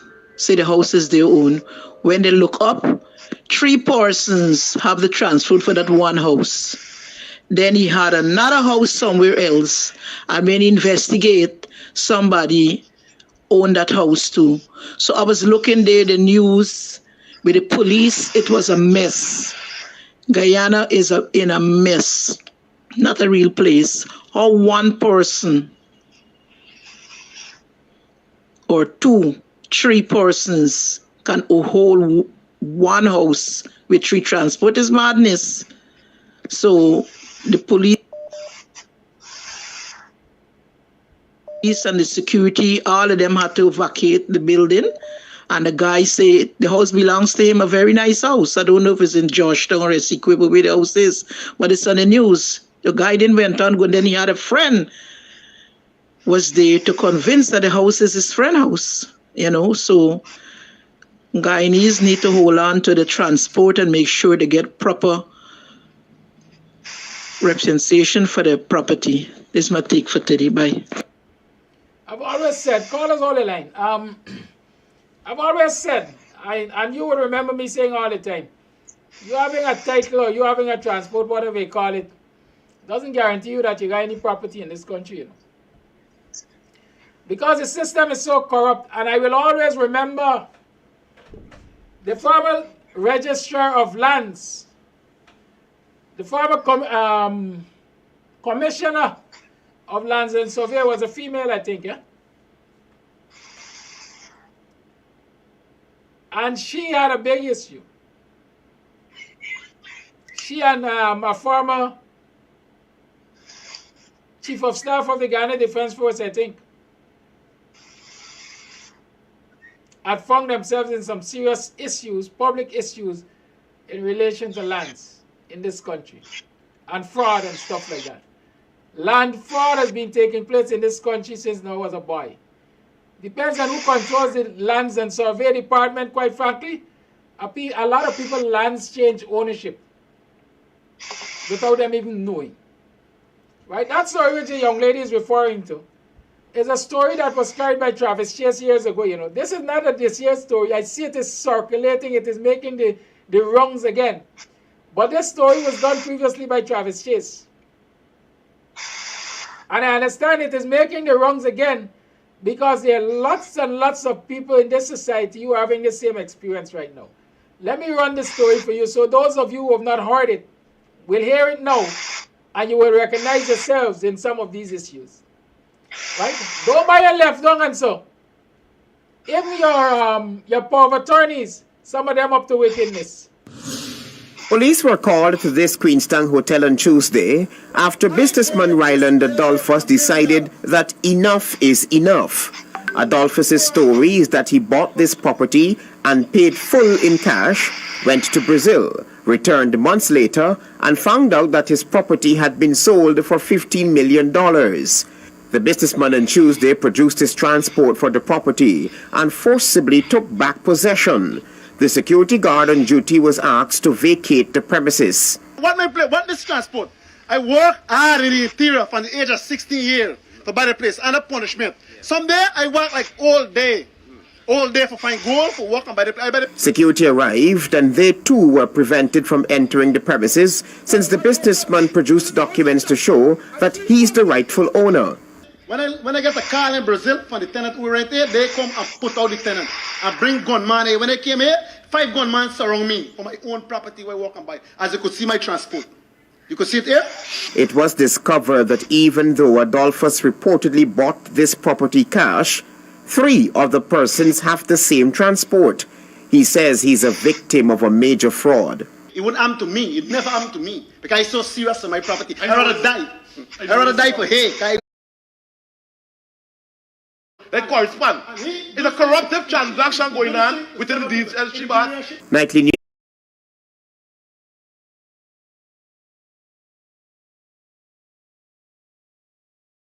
Because when you see the magistrate in these political cases, as they try to call them, that's the way they behave.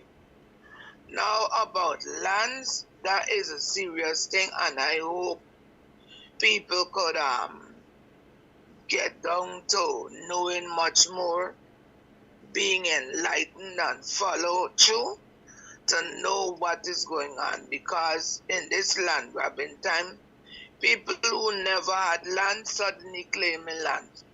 And we all know what land could do and what it cannot do.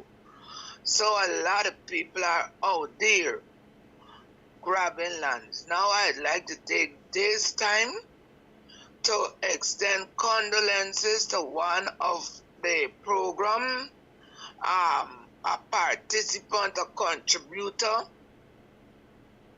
That is one Gloria Pod on the loss of her husband, Carl Pod. Many of you may not know them, but Gloria Pod, along with her husband, who was an Englishman, used to go when we used to have the protest by the monument. That man used to come out there, a white man, so he was noticeable and stand on and sometimes at the back of the protest line because he saw there was a need for the presence of protest in Guyana, and he used to be there. And when he started to get sick, he used to contribute financially towards the protest. Anyway, he left and he went back home in May of last year, and he got the bad news that he was having cancer. Anyway, they gave him a short time, but he rallied until Monday. And I would like to send out condolences to his bereaved family, especially his wife, Gloria, because I know that I can't understand the grief that she's going through, because I got to know them. She was from here, she go. And when I did get to meet that man, just going by my parents' home, former parents' home, and we met. And many people have a lot of things against white people. I don't say all white people are good, but when you get some of them, even if they're not good, they accept you. And he was a man that accepted African people because he was living in a community where the only person like himself was himself, and he treated each and everyone with respect. And for that, I am sending my profound condolences. And I don't want people to bash me to say white people sold us into slavery. Thank you, Rhonda. We share, we commiserate with the young lady and surviving relatives, and we wish you strength. Thank you for your call. The lines remain open. 622-5933 is the number to call. Kadaki.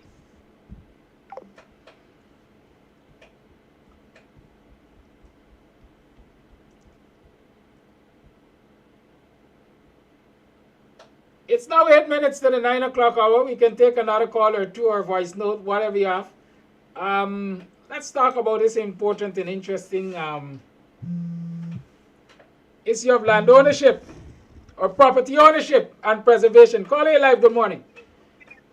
Yes, good morning to you. I would have to change what I have to say this morning and talk about the land.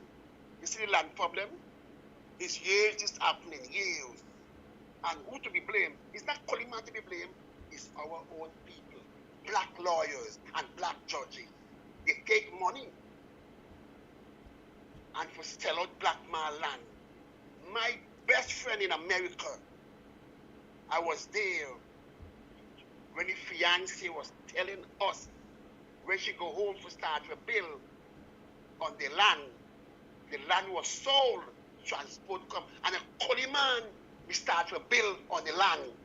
She be had to go and take Boston take 10,000 US for fight for that land for what belongs to them, and she had to pay 10,000 US to get back the land. You see, we talking about Coleman. Black man is to blame for everything what happened to black people today. Enough black lawyers in Guyana take money and lie. So are you saying, caller, Mr. Boston should not have charged a woman for his services? Is that what I'm understanding? What? No. I'm just checking. He should charge, but I'm saying what belongs to her, she will still have to pay for get back what belongs to she. $10,000, let me call him Mr. Boston. But this land thing going on for years, but we got to blame and call out the black lawyers and the black judges. Man, look, they said talk off and left off. Black people is wicked to black people in Guyana, but I'm waiting till Friday for talk more. But we're not going to talk about land, but we're only going to talk about land today. Black people and black lawyers, stop. Are you nonsense? Our ancestors work hard. You know what we like with your program, Mr. David? Mr. David let me know that when after slavery, what our ancestors did, they work hard, they pull their money and come together, and what they build, a church and school, and buy land and leave land for plant. That make black people is so blessed today, but black man don't know.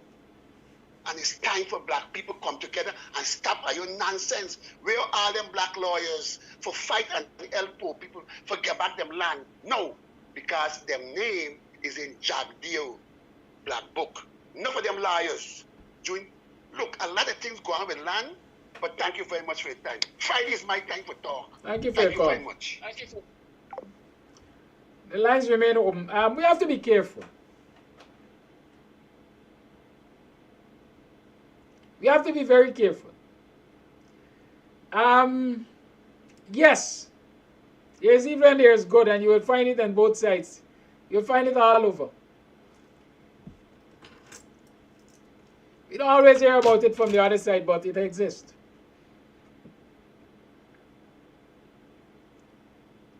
Our professionals, our experts, our knowledgeables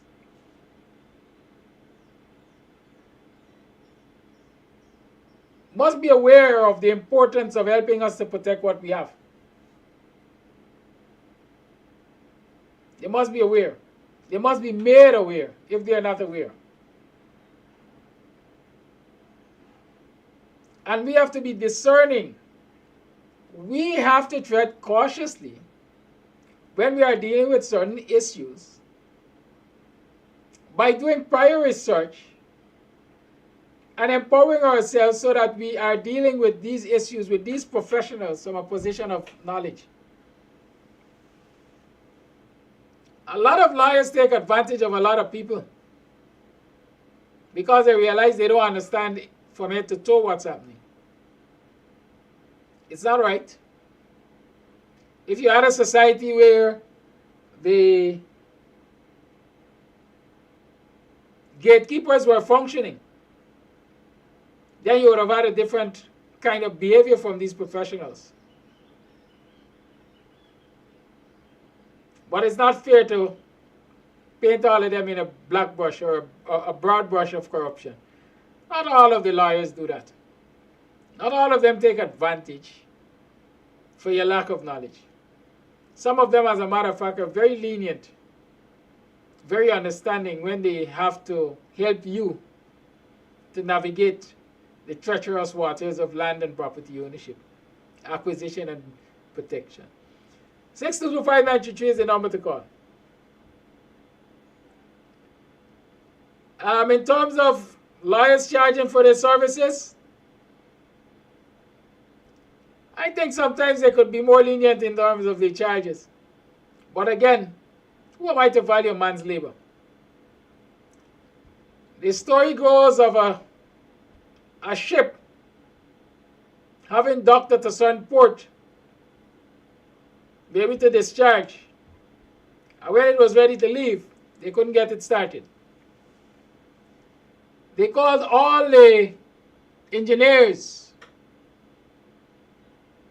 in that city and they couldn't get it started.